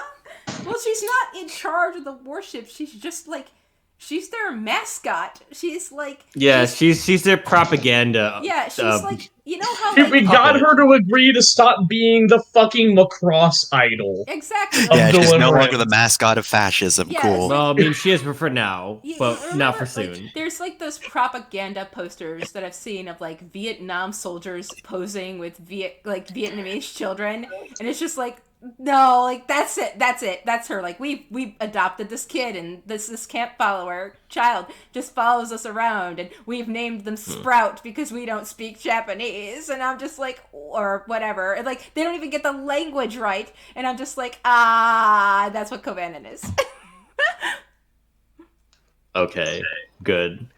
I have relayed to this, but for the future, for the mission that we actually do this, I want to know, because I want to actually plan it. Like, I want to know, like, what the what the situation like grounds would be, so like we can like talk as a group and say this is what we want to do for this, and then use that to go into the mission later.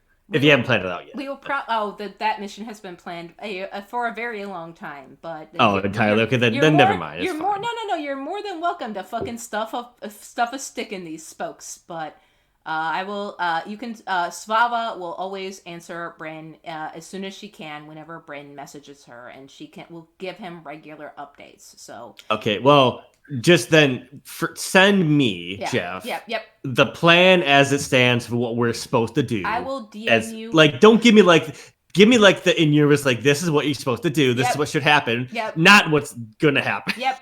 So what's like? I will also later. Type this It's out. fine. Well, I want it on the stream for people who actually listen to these episodes. So what Svava will send you is this: that you'll have a couple hours, like about 6 to 7 hours, before you arrive on Blair. And in that time, you will get to talk and print out whatever, like alter your mechs in whatever way you want, print out whatever bullshit you want. And then we are literally going to just airdrop you into the middle of Blair. You will then shoot down these radio towers to, quote unquote, destroy the communications array. But in truth, the Kovanen will be there to basically escort a VIP to a communications hub where she will be putting in what she believes, or what Deliverance believes, is the thing that sets up the underground network that the anti-fascists on Blair and the union organizers on Blair will then use so all their communications don't go down. But what destroying the communications array really does is prevent Deliverance from sending messages to Earth and calling for reinforcements, etc., etc., etc. So that Deliverance actually fucks themselves over while trying to fuck the anti-fascists over. Okay. At that point, Rhea Tavros will be there. And Kovanen and Rhea Tavros have to be present for a propaganda piece where the corporation that is in charge of the striking, the company, the miners, I believe, that are striking, and the miners are getting together to talk, and basically Rhea and Kovanen are overseeing the negotiations. Once they shake hands and take a couple pictures, you'll just walk off with her. Rhea's going to start a distraction, cause a ruckus.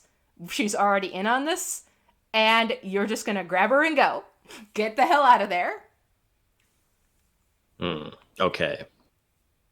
I asked for maps. And then I will send you the map. Yep. I'm actually having a very difficult time finding a good map because I kind of want like an area that looks like an urban map from MechWarrior 2 where you have to like avoid crushing buildings and shit. And I have been having a difficult time finding a map like that. So I'm sending out a request that if anybody can find a map that has, like, buildings, right? Like an urban setting, like with skyscrapers and stuff. So, like, you have to, like, move around. Like a MechWarrior 2 map, right? We have to move around the skyscrapers to shoot the other mechs. And you can use them as cover and shit. That would be great. Okay. Yeah. Alright, so that's what Svava sends you, and I will send you the map that I currently have until I find a better map, and I'll also type that up for you. And the other reason I said it is so that when I re-listen to this, it will remind me to type it up and send it to you. Yeah. And Svava says, like, good luck, right? Let's get her out of there. Oh, by the way, about the Death Scythe. I might not survive its destruction, so please look after my daughter for me. Thumbs up. Bryn makes a face like, don't say that. Just sinks into his seat. Oh, God. Listen, I know we're thinking of you. Don't have to say that out loud. Like he says this like to her. Like, listen. You gotta envision the future you want, not the one you expect sometimes. Yeah. She chuckles and says, "You sound like me." Well, I mean, just make one of those emails that sends in the course of the things going wrong, please. Don't tell me in advance. Yeah, I'll do my best. If you set up, like, once you get the underground communication network set up, I'll be able to send burst transmissions to you from where I am, because once this goes off, we're actually going to start those chain revolts across Deliverance space to draw attention away from everywhere, to pull Deliverance in 20 different directions, just like Rome. So, me, Jeff, thinking, it would be extremely funny if like I was the one that had her in my mech, but I don't think logistically that's going to happen because I'm not fast. You could totally be the one to maybe have her in your mech. I will say I could do it as well. Yeah, I would say Sylvia's probably the better option for that. I don't want to be Quinn because I think it's funnier that way. Yeah, and like it's like dramatically appropriate that she's not in there immediately. The way I currently have it planned out, just so you know, and I'll probably cut this out so that we don't spoil it for everybody else, is once you complete the mission of blowing up the communication towers and get the communications array back in place, you are drawn to like a safe zone that has been created by, you know, Wooloos, who are setting up like just 1 billion barriers. And you'll get to talk to Kovanen face to face before she goes to do the handshake thing. But in that moment, Quinn is basically given like an urgent request to go to the mines and do some propaganda as default. So she doesn't get to be there. So you're gonna have to like be the ones to fucking talk to Kovanen. And you could totally just grab her, I guess. I don't think we should talk to her beforehand. Narratively, I definitely want to talk to her beforehand because I have a thing that Quinn needs to say to her. But she's not going to be there. She is going to be there. You just said. No, she is going to be there. You need to understand. But I think it's more dramatic if you don't first. Well. And you do it in the heat of battle. She is. You don't. And love Bloom even on the battlefield. Yeah, I mean, love will, like, the name of this fucking episode is going to be Love Blooms on a Battlefield. So she does. I don't want to spoil But logistically, how do we, like, talk to her before this thing happens? Because, like, that at that point, the jig's up. Right? We just talked to her now through the matchmaker. Well, yes, but I mean, like, in person. You just said in person. Yeah, in person. All the mechs that have secured the area are confirmed to be Wooloos. Nobody there who is actual deliverance, will be able to overhear you. I don't trust it. I mean, then don't. Be suspicious.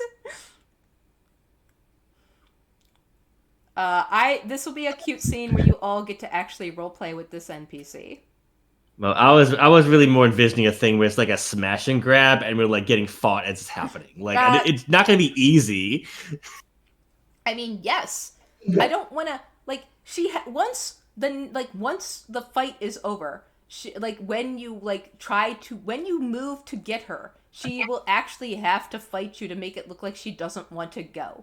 So after you talk to her, once you make the grab for her, right, she can't just like take your hand and go with you. She has to like. Well, no, yes, and that's. But I don't.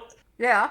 But me, Jeff, the person, does not. I don't understand how logistically this could happen before that happens. Like in advance of that scene, right? All right. Well, off stream, I can type it out or talk it out with you. But does anybody else have anything more that they want to do for this session?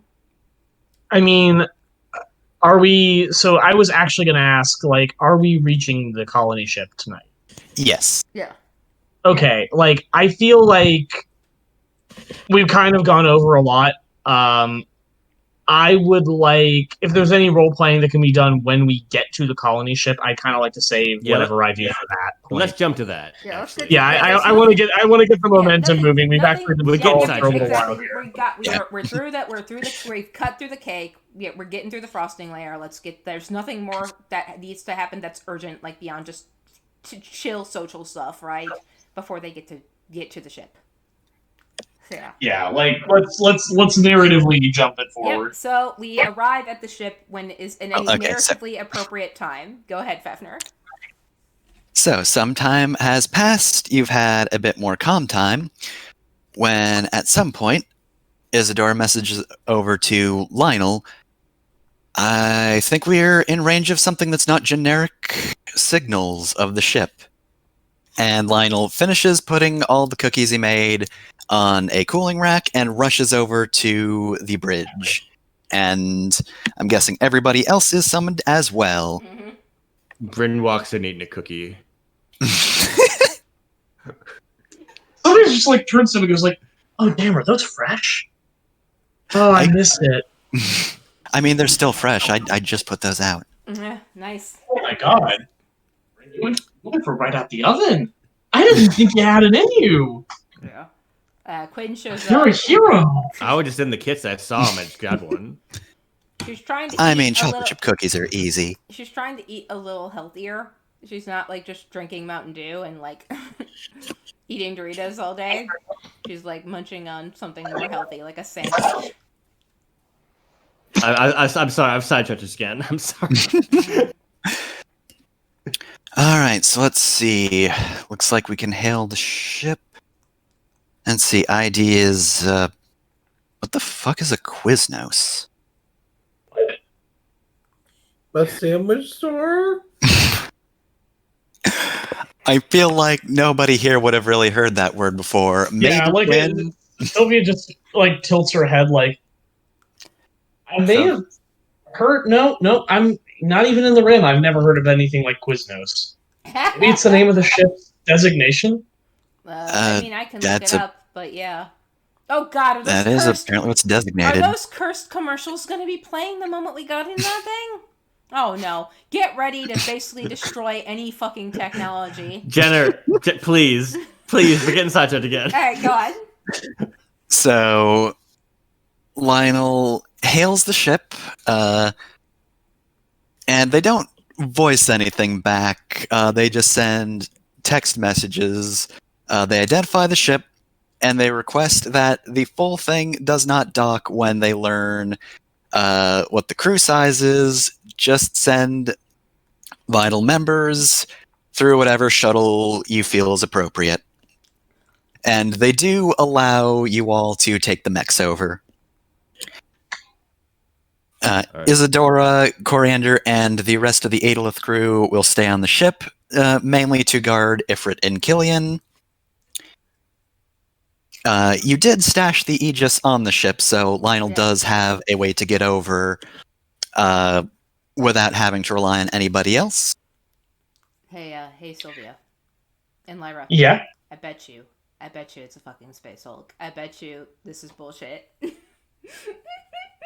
Well, we'll be in the mix, so it'll be fine. Sylvia just smiles and goes like, Long Rim is raiding territory, at least where I grew up. Mm-hmm. This is the kind of thing you hear legends about finding. I don't care what's on it. Mm-hmm. You could be walking out of. We either walk out of here with a very funny story, or we walk out legends. Mm-hmm. I'm hoping for the latter, personally. Mm-hmm. Amazing. Okay. So you fly out and my great uncle could see me now. you fly out. You're told where to dock. You dock there, and when you get off of your mechs, you are greeted by a small party. In the front, it is headed by a very stern man. He is wearing combination fancy clothes and armor in a red and green color. He's got purple dyed hair, kind of a stubble beard going on, and like I said, stern, very judgmental eyes. And it's very clear he is sort of the leader here. He says, "So you are the ones who hailed us, yes?" Yep. Bryn nudges Quince. Quiet, Leno. This is his thing. Yeah. Okay. What business do you have on the Quiznos? So it is the name of your ship. Indeed. And again, may I ask, what is your business here? And Lionel pipes up with, we are also people of one of the 10 ships. And the man just sort of tilts his head and goes, "Oh, right, yes, the other of the 10 ships that left Earth. So you wish to parley with us because you feel kinship with us, then?" And Lionel nods. "Very well. I will take you to discuss with our leader whatever it is you wish to know." I feel like did they not know that they're lost? Do you say that out loud? Actually, Sylvia will say something here, because I think that's approach. Just go like, How long have you all been going in this direction? We've been out here for quite a while, but why wouldn't we? We are a stable colony, after all. Oh, I'm aware, but how long is a while? Do you know what year it is? Can't say we do. It's been how many years since those ships? Bryn will just say it because he knows. Well, that's quite a long while. It's a lot of generations, yeah. Well, we do know that it is almost the end of the year, so that's all we do really need to know. Well, you all sound content. Indeed. We want for nothing on the Quiznos. And he brings you out, and as you're walking, you are in just sort of a town-ish area of, or, what could be best described as that on a ship colony. It's pretty standard. There are people out and about. They're not very energetic. The quote-unquote homes of the ship that were, made to look like homes all look very standardized, and even the decorations used on them also look standardized when they have them. No, that makes sense. Quinn starts playing like a spooky music soundtrack over her sound system. Bryn grabs that and like thumbs when it turns it off. Now not the time. You got lo-fi Silent Hill beats too. Oddly enough, you do feel some kind of presence watching you, but when you look at the people, they sort of look at you funny and then just kind of go back to their own thing. You talking about Quinn's weird psychic shit, or like just feel like you're being watched?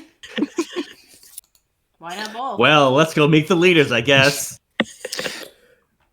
So he brings you to a room with a very large screen in it, and the man says, "Of course, I can't just trust outsiders to just come in and directly speak to our leader, so you'll be talking via video. I'll go inform him of your arrival." I suppose that's reasonable.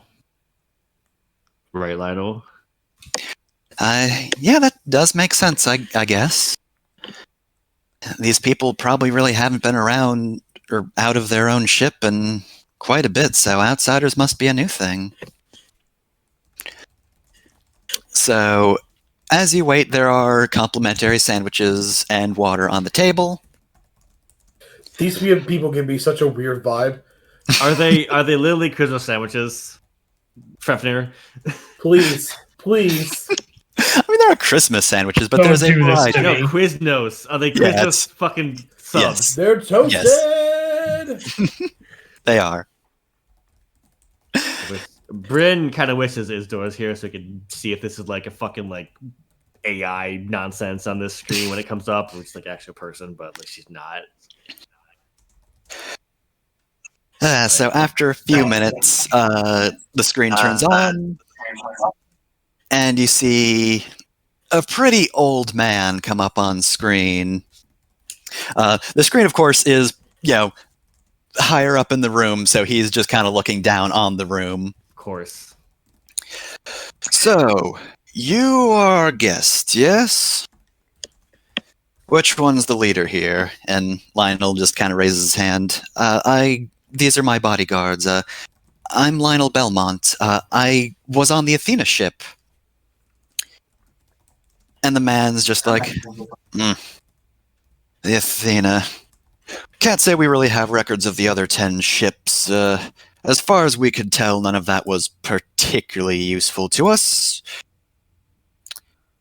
How are things on the Athena? And I was like, actually, we landed on a planet, and man's just like, good for you. And he's just kind of looking at y'all. It seems almost like he's getting more and more annoyed the more he looks at you. Did this So you never had? Did you have any intention of like landing somewhere eventually, or just gonna fly through space forever? Why would we need to land anywhere? Perhaps we Well, could find a promised land of our own someday, but the Quiznos is a perfect machine. I mean, is that he does right? have a point. It's not the worst thing to live on a vessel. Bryn's skeptical. We do live on a Regardless. space station, right? Yes, but it takes maintenance. We have to like get stuff for it sometimes. That Regardless. actually is a good question. How are y'all supporting yourselves on the ship? I mean, I assume you have like gardens and stuff, but do these sandwiches have meat on them? Where'd the meat come from? And things break down. You need new parts. You need new materials eventually. Well, the answer to all of your questions is merely Quiznos. I am Emperor Archibald von Quiznos, and I'm the leader here. Bryn's mouth just kind of falls open. Emperor? Yes, you see. Oh, I'm sure you must all know, being from one of the other 10 ships, I guess. Of course, the downfall of Earth in the old days can be directly pinpointed to the bankruptcy of Quiznos. What? Wait, hold on. First of all, no, I'm not from one of the 10. The 10 are legends. You've been flying so long, generations of people have been born and died who forgot the name of this ship. Oh, are you? I think I know what's going on. I think I know. What What's is with it, this Lyra? one? What I does she have to think say? they're clones. I've seen this one. Gary. I mean, it also possible they've Gary. been trying to get at relative speed. It hasn't been that long for them, I guess. Yeah. Sylvie's just going like, yeah, none of Lionel is maybe the only one of us here who even remembers having family on board one of the 10. I mean, I certainly was born in a sector of space so far out of the beaten path that no one goes through it. The rest of us were That mostly sounded pretty born on miserable. planets. Yeah, Bryn asked, like, how long has it been for you? Like local time? Oh, we don't really keep track of years. We keep track of year after year, but we don't keep track of the number of years that have passed. That's irrelevant. Let me ask you this: were you on the ship when it left, or are you like a descendant, Child of someone? Quiznos. Yes. The Quiznos Emperor of Quiznos kind. Looks very contemplative. I can't remember, he says, stroking his beard. I am probably a descendant. But I've ruled for such a long amount of time, so what's it matter? I suppose. At least their healthcare is good. I have such strong original series Star Trek vibes for this. Yes, yeah, exactly. I'm waiting for their sacred text to actually be like a emergency user manual or something. I'm feeling like for them it's been maybe 200 years or something, and not hundreds of generations. Because how long is it actually? It's gotta be clones. Like we know, how long has it been since Earth fucking everything happened there? In thousands upon thousands of years, nearly 10,000, I think. Oh my god, the Quiznos is people. I don't think that amount of time does not check out for them. They must have been trying to get rotating speeds for a long time, until recently or something, to stretch out to maybe 100 years or something. Regardless, it seems as though your planet living is fairly miserable. No, we didn't say that. It's just that one, and he kind of points to Sylvia. How did you describe it again? Some dust, middle of nowhere, whatever. The stars are choked with humanity, my dude. Really now? My good Yeah, bitch. we're everywhere. Yeah. Quinn. We are... Okay, that was actually... I need to call a rewind on that, because that was mildly out of character.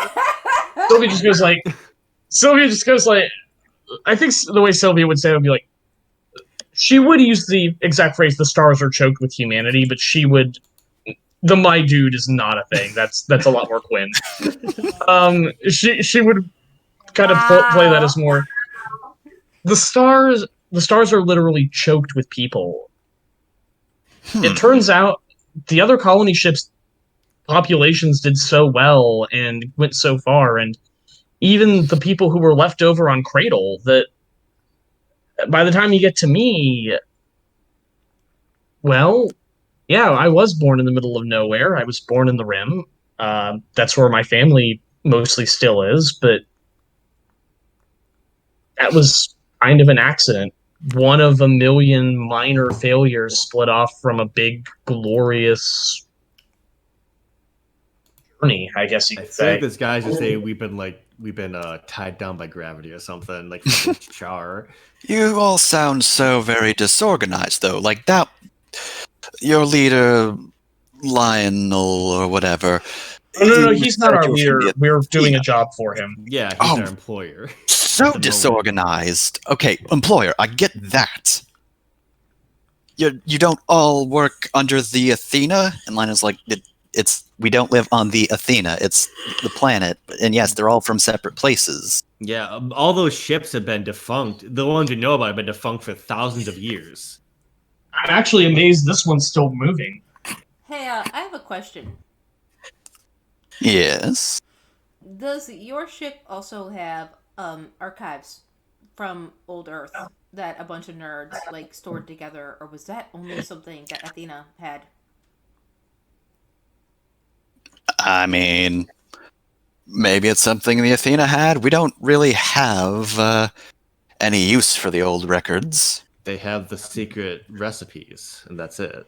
The sacred text? Yeah, do you know what the 12 herbs and spices were, or is that like just KFC stuff? That's a different. And And it's 11 herbs and spices, Jenner. Come Oh, on. no, wait, is it 10? Yeah, hey, it's the year 9000. They added one in the interim. I'm not wrong. You are. I do ask. Okay, I have a follow up question, please. Your emperorness. Is it true that you have to space out the olives a certain amount to ensure that you get the bare minimum amount of olives on like just like you have to like pull out a ruler and shit? Is that true? Oh my god. He just glares at you. Why would you not already know the practices? How disorganized are you people? What if I told you? Bryn goes, he just under his breath goes incredibly, oh my god. What if I told you that you are entitled to as many olives as you want? Is a man not I gotta- entitled to you'd be the a sweat liar. of his brow? Bryn is standing there thinking like, oh my god, why are we letting Quinn talk to this man? Quinn stops And he's like, he looks at it, he's like, say please, just like pleading, just please stop, yeah, please. and this dude's response, she realizes, okay, this is a cult, and Quinn looks to you, Bryn, and she just texts you, like, this is reminding her of Deliverance, like, she's getting big Deliverance cult vibes from this place, so, yeah. I'm gonna be securing a way out.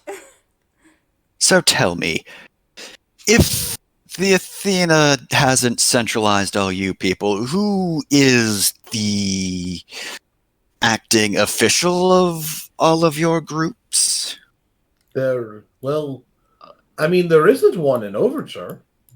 I mean, outside of Overture, back in more known space, you could say Union, but not even Union controls everything. There is no such There's thing. currently, I guess, a secession crisis. There are 3 different factions vying for complete control over this galaxy, and one, the faction that calls itself Deliverance, is in the lead. Somebody just like motions to Quinn and goes like, So he literally just like pushes the fingers, like maybe, like kind of like leans down and goes like, maybe don't tell the authoritarian crazy man that there's a succession crisis happening.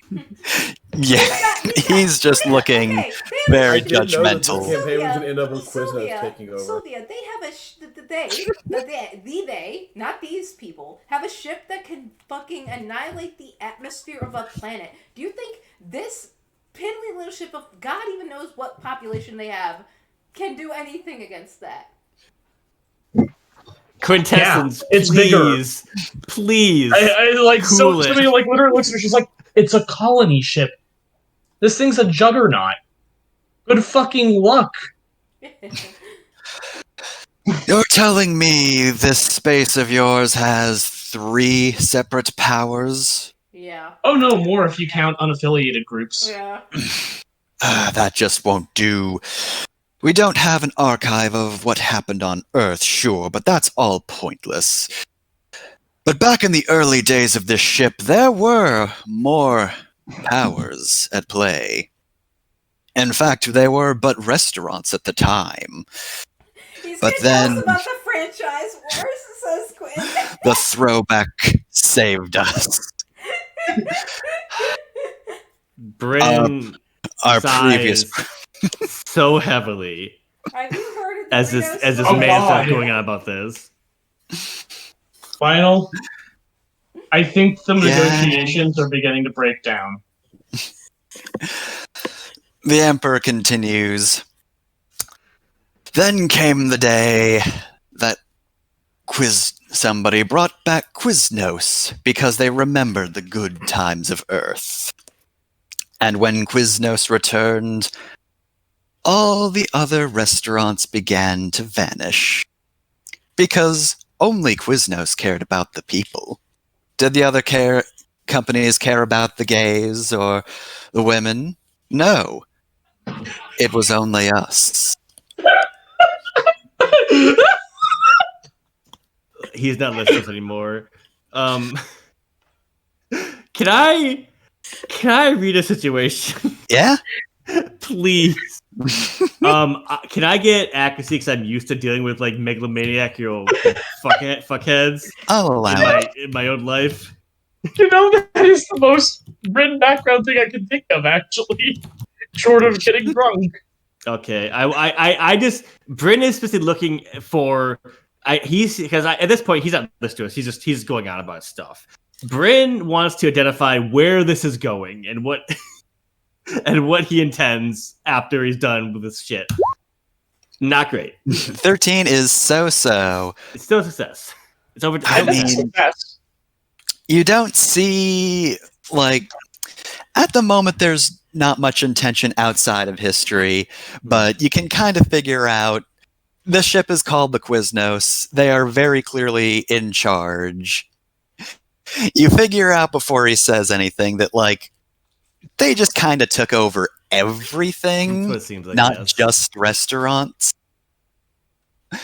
And indeed, he begins talking about how they also claimed the means of production because, well, I mean, Quiznos could guarantee quality from their own end, but like, what about the supplies? What about the cows? We don't know what the cows are like if they're just, being raised by some random farmers. Yeah, it's making a vertical monopoly, basically. So basically, what Bryn's seeing here is that some middle managers took over this tar station, and now it's just run by them. Y'all hear of company towns? You invented, like, you just invented company state capitalism again. I'm not saying that in character. I'm just breaking that. I just want to be clear. That is not a thing Sylvie would say. I'm just sitting there going like, oh god, they reinvented state capitalism for the sake of fucking fast food. But that was probably the beginning. Stand up here, but that's where we are. Sometimes people have intentions and they get out of control, and then suddenly you're running a whole colony ship. This happens sometimes. Fully automated luxury space Quiznos. But yes, you Sorry, can't go. you kind of figure out ahead of time where this is going. Lionel, listening this, is just kind of hyperventilating at this point. I think Bryn puts a hand on his shoulder and just gives him a pat. He's like, listen, I know this wasn't what I expected, but just take some deep breaths, my dude. Yeah, I did not expect that a tenth of everybody who left Earth and the generations they raised just became a weird capitalism cult. I really gotta know how many generations it's been. Like, I need to know. I have to figure this out. Wait, but we already know that Boundless exists. It could be worse. It could be. They could have all turned into libertarians like my family. They could also be like only half joking. They could also be like insane space zombies, which they're not. Which is, I guess. Wait, but they kind of are space zombies. Insane space zombies. Well, So, but like, the with kind sandwiches. that are literally trying to eat our flesh. Yeah, Sylvia just like turns to We the haven't Emperor and answered goes like, where the sandwiches come from, you guys. I don't want to know, Oh. actually. Quiznos cows, of course. "What are Quiznos cows?" The cows we raise. On the Quiznos. It's just a normal ass cow. They just have the Quiznos brand Did on. you show us a picture? It has like, Yes. like, is it like the fucking like? Sylvia just sits there for a second and goes like, "Oh, thank God, I'm not a cannibal. I have to make it." The like the spots on the cow make a Q. They bred them to like be branded. You know what? Yes, absolutely. This is so extra. You invented the dumbest things. Sylvia, It's please. everything I could have ever. No, she's like actually raptured. This is everything I could have ever hoped for. Honestly, Yeah, they're thriving. they We should truly never are. have come here. We should never have come here. Yeah, agreed. I'm sorry, everyone. I didn't think this would happen. I don't think any of us thought this was going to happen, Lionel. I was kind of hoping for the space zombies. Well, Emperor, we thank you for your time. It's very clear that you don't. We would offer, to let you to have it come back with us, but clearly you don't need to, nor do you want to. Where are you going exactly? Well, just back to where we came from. At this point, we don't. If You leave you be. are you?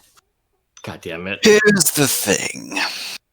You have all been so very rude, and you speak of disorganization. Damn it! All Like right, it's a good thing. I'm done with this fucker. Sylvia shoots the screen. This guy. Alarms Sylvia, start going off. Bryn was reaching for a shotgun when you did that. You know what, Sylvia? Fuck it, let's bail. We're going I don't blame you for that. Let's leave.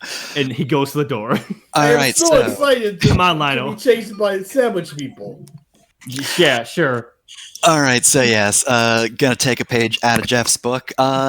We're going to create a danger, and then next person solves it. I guess I'll start. I guess right as you go out the door, you are immediately beset by soldiers. Let's see who's after me. Sylvia, how do you get out of the situation? I think there's a very straightforward way and a very extra way. I think for the sake of not killing everyone on the ship, we're going to do it the extra way. Of course. So, these are soldiers, right? How tough do they look? Weirdly tough, considering the situation. All right, well, they knew what they were getting into. I don't feel bad about To be shooting fair- company enforcers. Yeah, they are not quite soldier level, but like they're riot cop level, so they wish they were. Yeah. How armored are they? Decently armored. Nothing you would take to a battlefield. Again, very riot cop, so they've got a lot of padding. Okay, so that may be some level of like protection from archaic firearms, but like okay. So here's what we're doing. Sylvia just holds up the. Oh, Quinn has it right. Which one of us has the warp cannon? Quinn. Sylvia just looks at Quinn and goes like, May I borrow the big gun?" Yeah, Quinn shows her how to release the safety and charge the thing up, and then hands it to her and says, it has a kick. A palpable kick.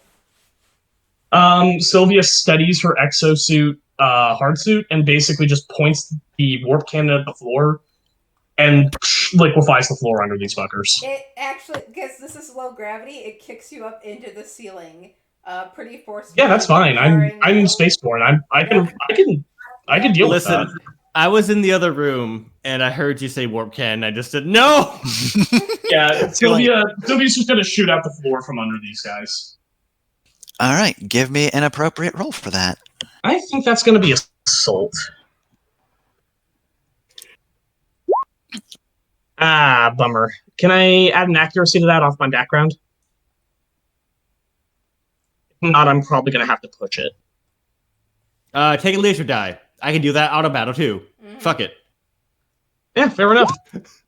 4 will definitely take over it. 10. Yeah. So yeah, it's a little messy. They do start to be set on you as you're melting the floor, and of course, once you get through, it takes a sec for everybody else to get down. But you are at a lower level, and you've put at least a little bit of distance between yourself and the soldiers. I don't think you can make the cleanest getaway, so. I wasn't shooting at the floor under us. I was shooting at the floor under them. Okay, so I think they managed to grab the floor. It doesn't melt quite fast enough. You have time to get away, but they will be on your tail. I toss the cannon back to Quinn, and I start popping off covering fire behind us. Do not fire opportunistically. And do not leave that behind. I didn't fire it at them. I fired it at the ground. He's saying that to Quinn.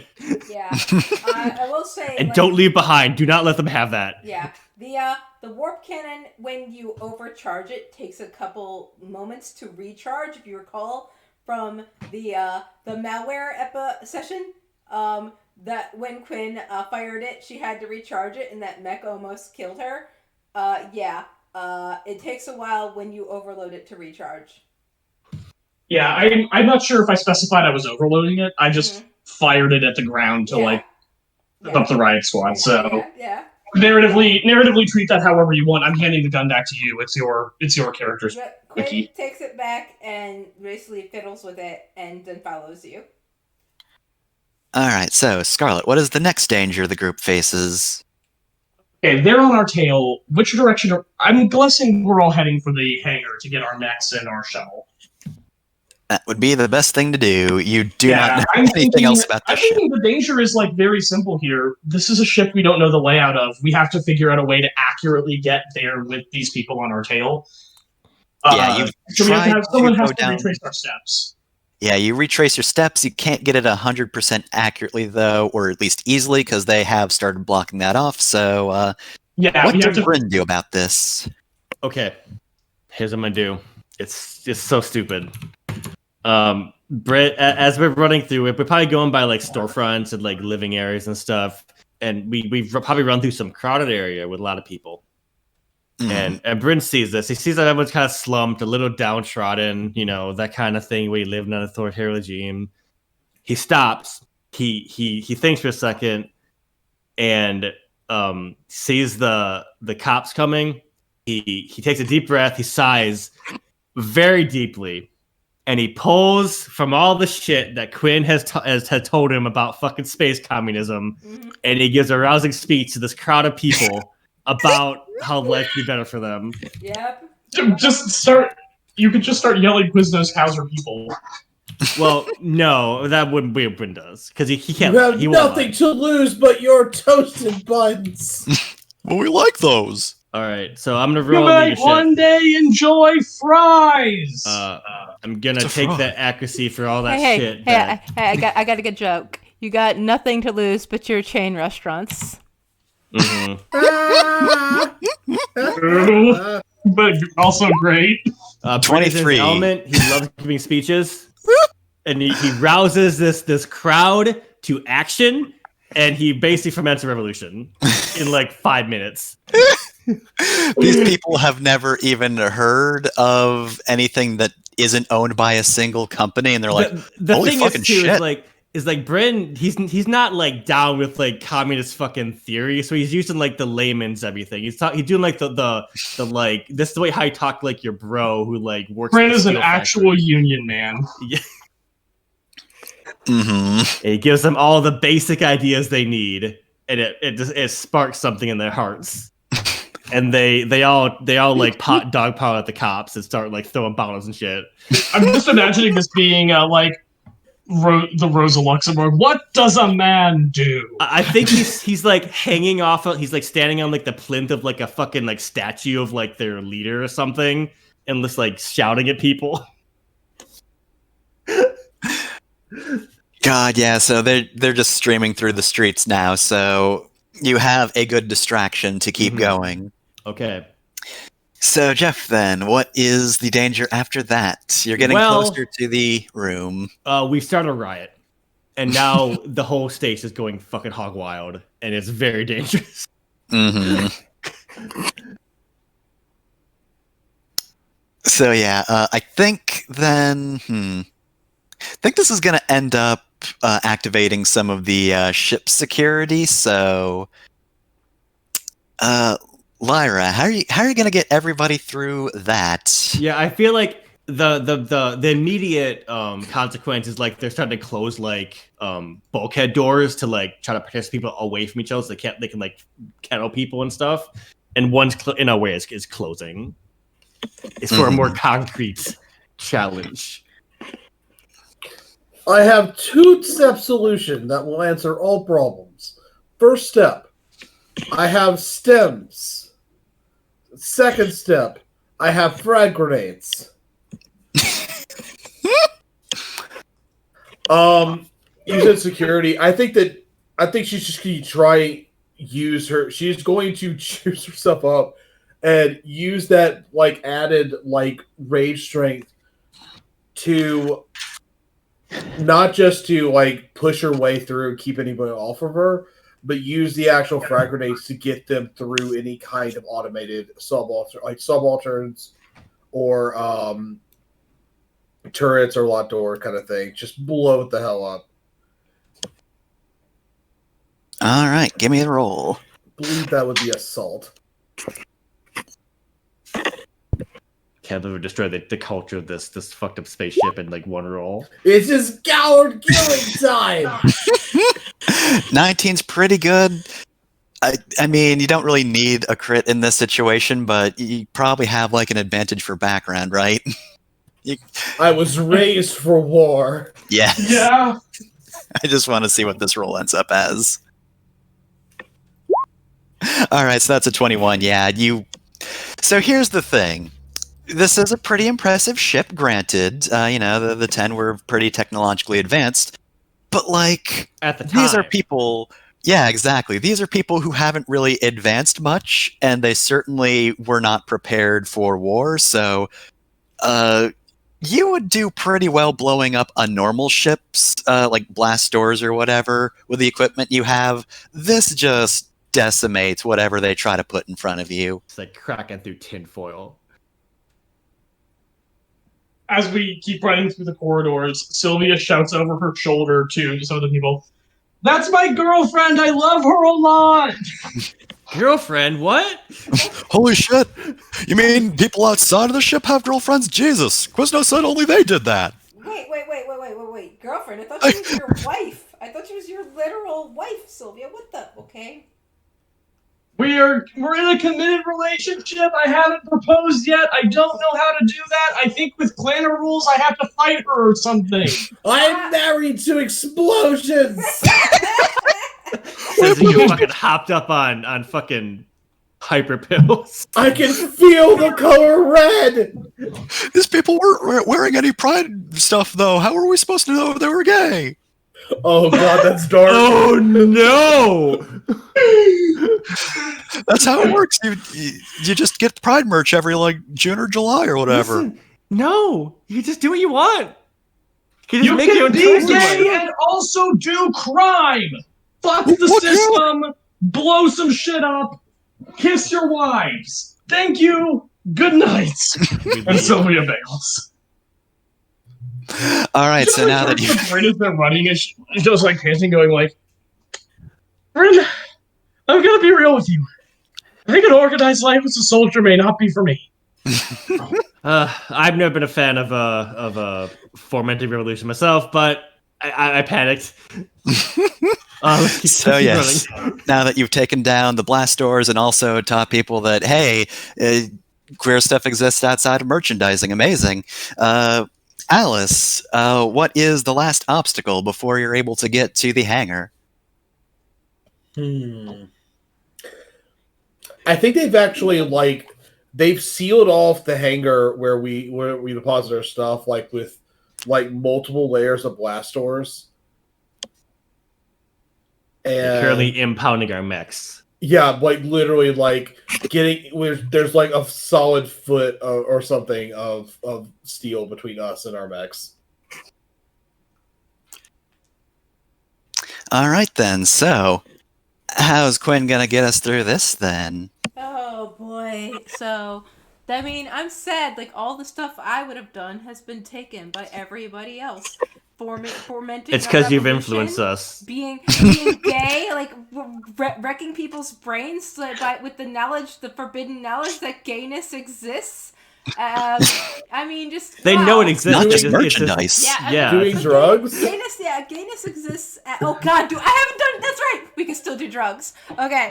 I have done 2 other stim cells. No, Alice did drugs. Lyra did drugs already. But they did. But you can do a different kind of drug. We can give the people weed. Yeah. Throw weed at the guards. Bribe them. Yeah. This is something they didn't fucking. They didn't take the drugs. Only these people, only Lyra did. So Quinn has all that weed back at the Flavor Town. She always brings a little bit with her. She could just replicate that. Don't worry about it. Shh. With Null. And just put it in their ventilation ducts and just hotbox this fucking shit.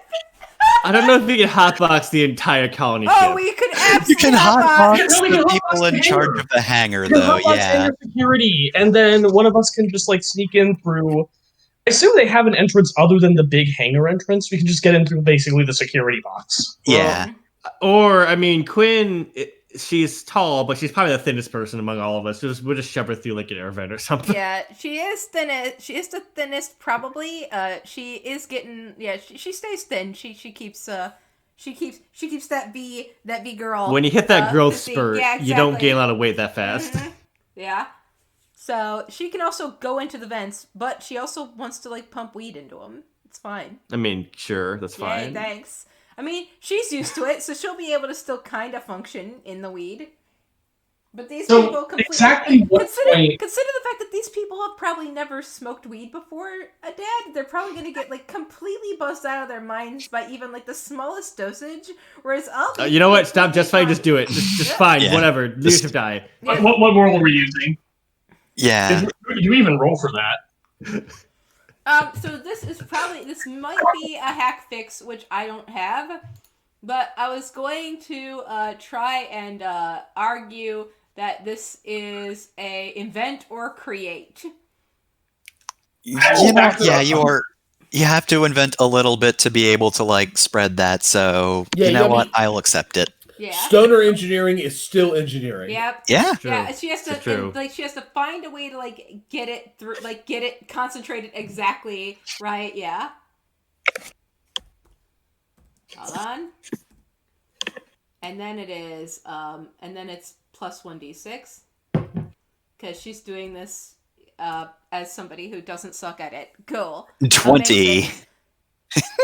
You crit, so die. I'm taking it back. You are exactly right on what was going to happen. The moment that you were able to make that spread, it vents into the security chamber, and they sniff for a moment, and then just face against the desk. Yeah, they get the giggle fits, and each person has there are different reactions that you can have. But I the guy looking at his hand really intently. Yep. So yeah, you're able to get yourself in there and then deactivate the doors while they're to like the. sleeping or getting the munchies or like going for food or whatever, Quinn just like slides in and just looks it over and then opens it up with Noel's help because she doesn't have hacker fix, but Noel does. So yeah, and Noel's just with her at all times, like on her PDA, and just like as this kind of weird spirit that follows her around. Don't worry about it. I feel like when we get in there, there's like one guy like putting like a boot on Bryn's mech ineffectually. Well, once you all get in there, actually, I wanted to ask you about don't see. that. Let but let go ahead, Fefner finish. Fefner. Yeah, go ahead, Fefner. Yeah, so Quinn, nobody else is in the room with you. Mm-hmm. So you don't see anybody who could cause the doors to the hangar to start to open. Mm-hmm. And if you try to check the tech in the security room, you've actually been locked out of it in there. Mm. And not only that, the hangar pod is one of many, so it's okay if they begin to jettison it. Oh shit. Oh fuck. Oh dear. All right, Why so couldn't you run it? this is going to be freeform now. Stuff is shifting. Y'all got to get to your mechs ASAP. So Yeah, but Quinn So is they're locked. jettisoning it. Quinn I'm is assuming the sealed. grab control in Yeah. this room is no longer operational. yes. Sylvia can just am back her way over to it. She's used to operating in zero-G environments because of where she grew up. So she will literally just kick off and shift her body until she's next to her mech, open the hatch, mount, and once she's got it engaged, she shoots out her reinforced cabling to give everyone who isn't as used to moving in zero-G a way to kind of crawl along that to their mechs. Mm-hmm. All right, so I'll have you roll for. So the thing you did to get to the mech is just. That's literally just like knowing how to move in space. That's like this. It was essentially at that point you were asking me to roll for walking. Yeah, like I got so. spaceborne, so I can also get through pretty easily. All right, so I will say you can get there easily enough. If you want to do the cables, though, I will basically have you roll to see if that gives advantage to the other people. Okay. What am I actually rolling then? Because like, yeah, because like I don't know what skill that would even be. That because like there's not really a skill for like use a system in the way it's intended to be used. Yeah. So what's your? This would probably be like an agility on the mech then, because you're getting into the mech and activating its systems. So Yeah, I would say like guesstimate it quickly if you had that, but you don't. Mm-hmm. Yeah, I was about to say like the mech. In this case, like mech agility is probably the best check I can make because not only is that what I'm good at, it's also like that would make sense. It's more about, it's less about can I do the thing, I think narratively, and more about can I do it in such a way that it actually efficiently helps everyone. That'll work. Nice. Yeah, 20 will definitely help. So yeah, everybody else will get to an advantage on getting to your mech. Nice. Does anybody want to go next?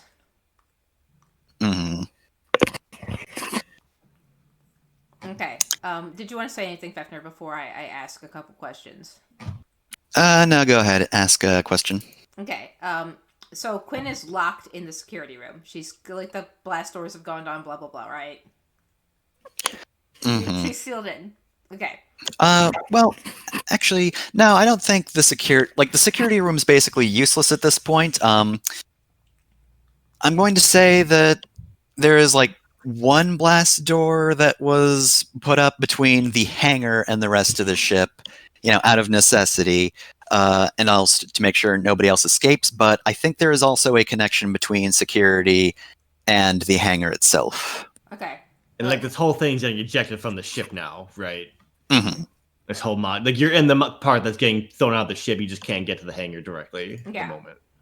So, I guess what I'm going to do then is, can Null unleash Skilla herself? Unleash Skilla, I think, is technically a NHP. So, is Unleash Skilla just the NHP that you have named as Null? Yes. So yes, I will say that you can do that then. Yeah. So Null. So the mech that Quinn brought was actually the Raleigh, because she didn't want to reveal like horse shit to these fuckers. She had no idea who they were. So still, Null is in every one of Quinn's mech now. So the eyes glow that color that it does when Null takes over a mech, and the Raleigh will just shoot open those doors with the Mjolnir, and then just grab Quinn as she's sucked out and get her inside the compartment and then seal it up. All right. So I believe this will be a blow something up roll with Null's stats. So here we go.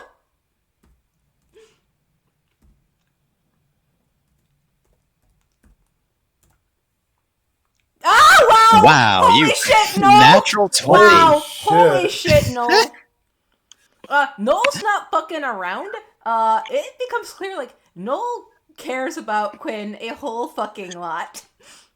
Yeah, so I guess the way this goes is this extremely precise or messy? Which one do you want? It's extremely... This is surgical. Gotcha. This is It terrifyingly definitely precise. succeeds. It's terrifyingly precise. It's it's unnaturally precise, y'all. This is completely out of this world. Null is beyond surgical. There's just a Quinn-shaped hole in the wall now. It's like it's perfectly Quinn shaped. Yeah. This is my escape. It was made for me. Mm-hmm. Yeah, Sylvia will literally just like wolf whistle in a like utter amazement. And then, like, because the Raleigh picture has like that weird hat look on it, Noel like doffs their hat like the minute, like in a smug way, the moment Quinn is secured, and then just jets out.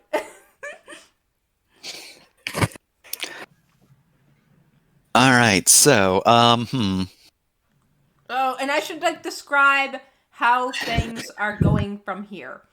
Okay, so these individuals, the rioters, as is done with most riots, with all riots under authoritarian regimes, the security is trying to like pacify it and put it down, but their technology isn't as advanced as other places, and the rioters and the cops are almost on equal footing.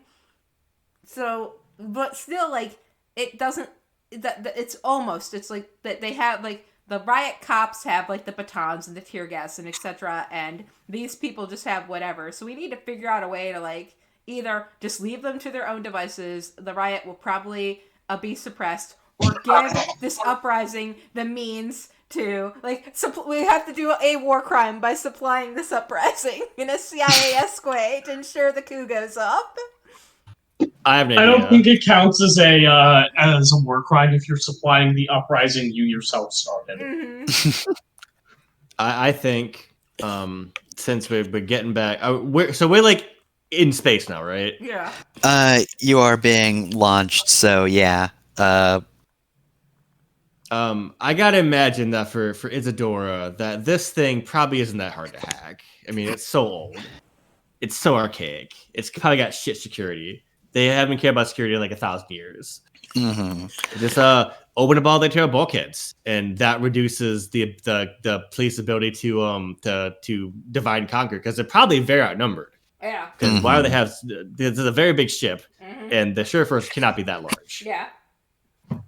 So once they have lost the train advantage, then that's over for them. All right, so we'll worry about that in a second. Bryn has Spaceborne and has the ropes. I think he can get to his mech easy enough, which means there are two people who still need to get to their mechs. Lyra, who's got a pretty good chance, and Lionel, who I'm looking at his skill triggers. Bryn would be helping Lionel. He wouldn't leave him. So let me make a roll then. Okay, so yeah, this will be to help Lionel and Yeah. take an advantage because he will help you help him. Yes. I will use stay cool. I don't have to get someone quickly.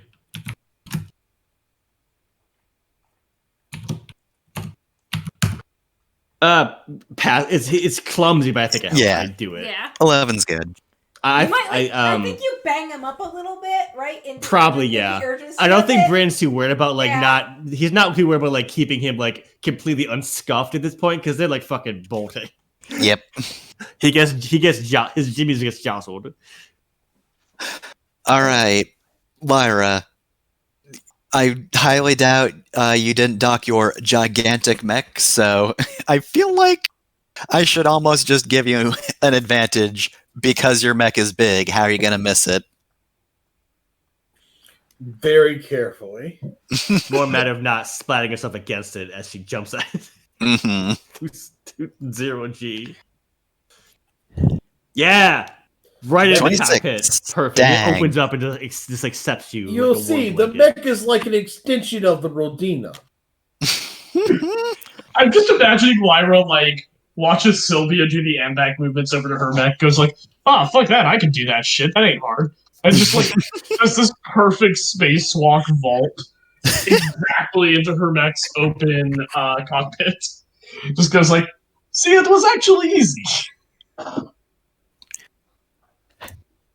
All right, so you're all in just in time.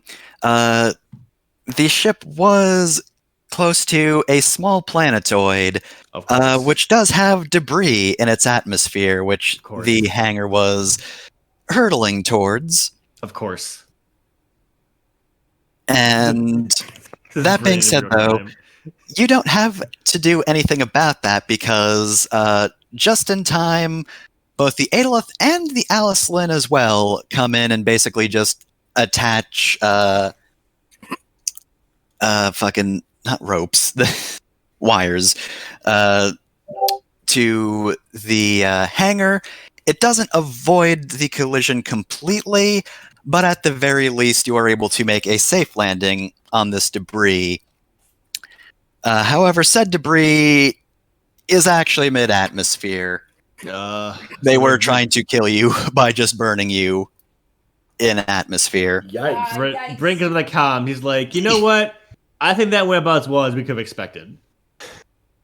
All right, and I'm just really quickly going to do that hacking roll to see how that'll turn out. Take a leadership die, for the love of God, please. 6. It's very important. D6. 17's pretty good.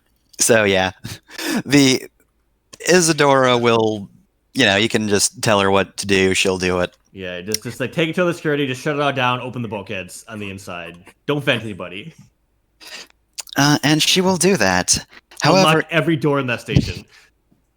In the meantime, however, you do hear a sudden voice, which says, "Infidels!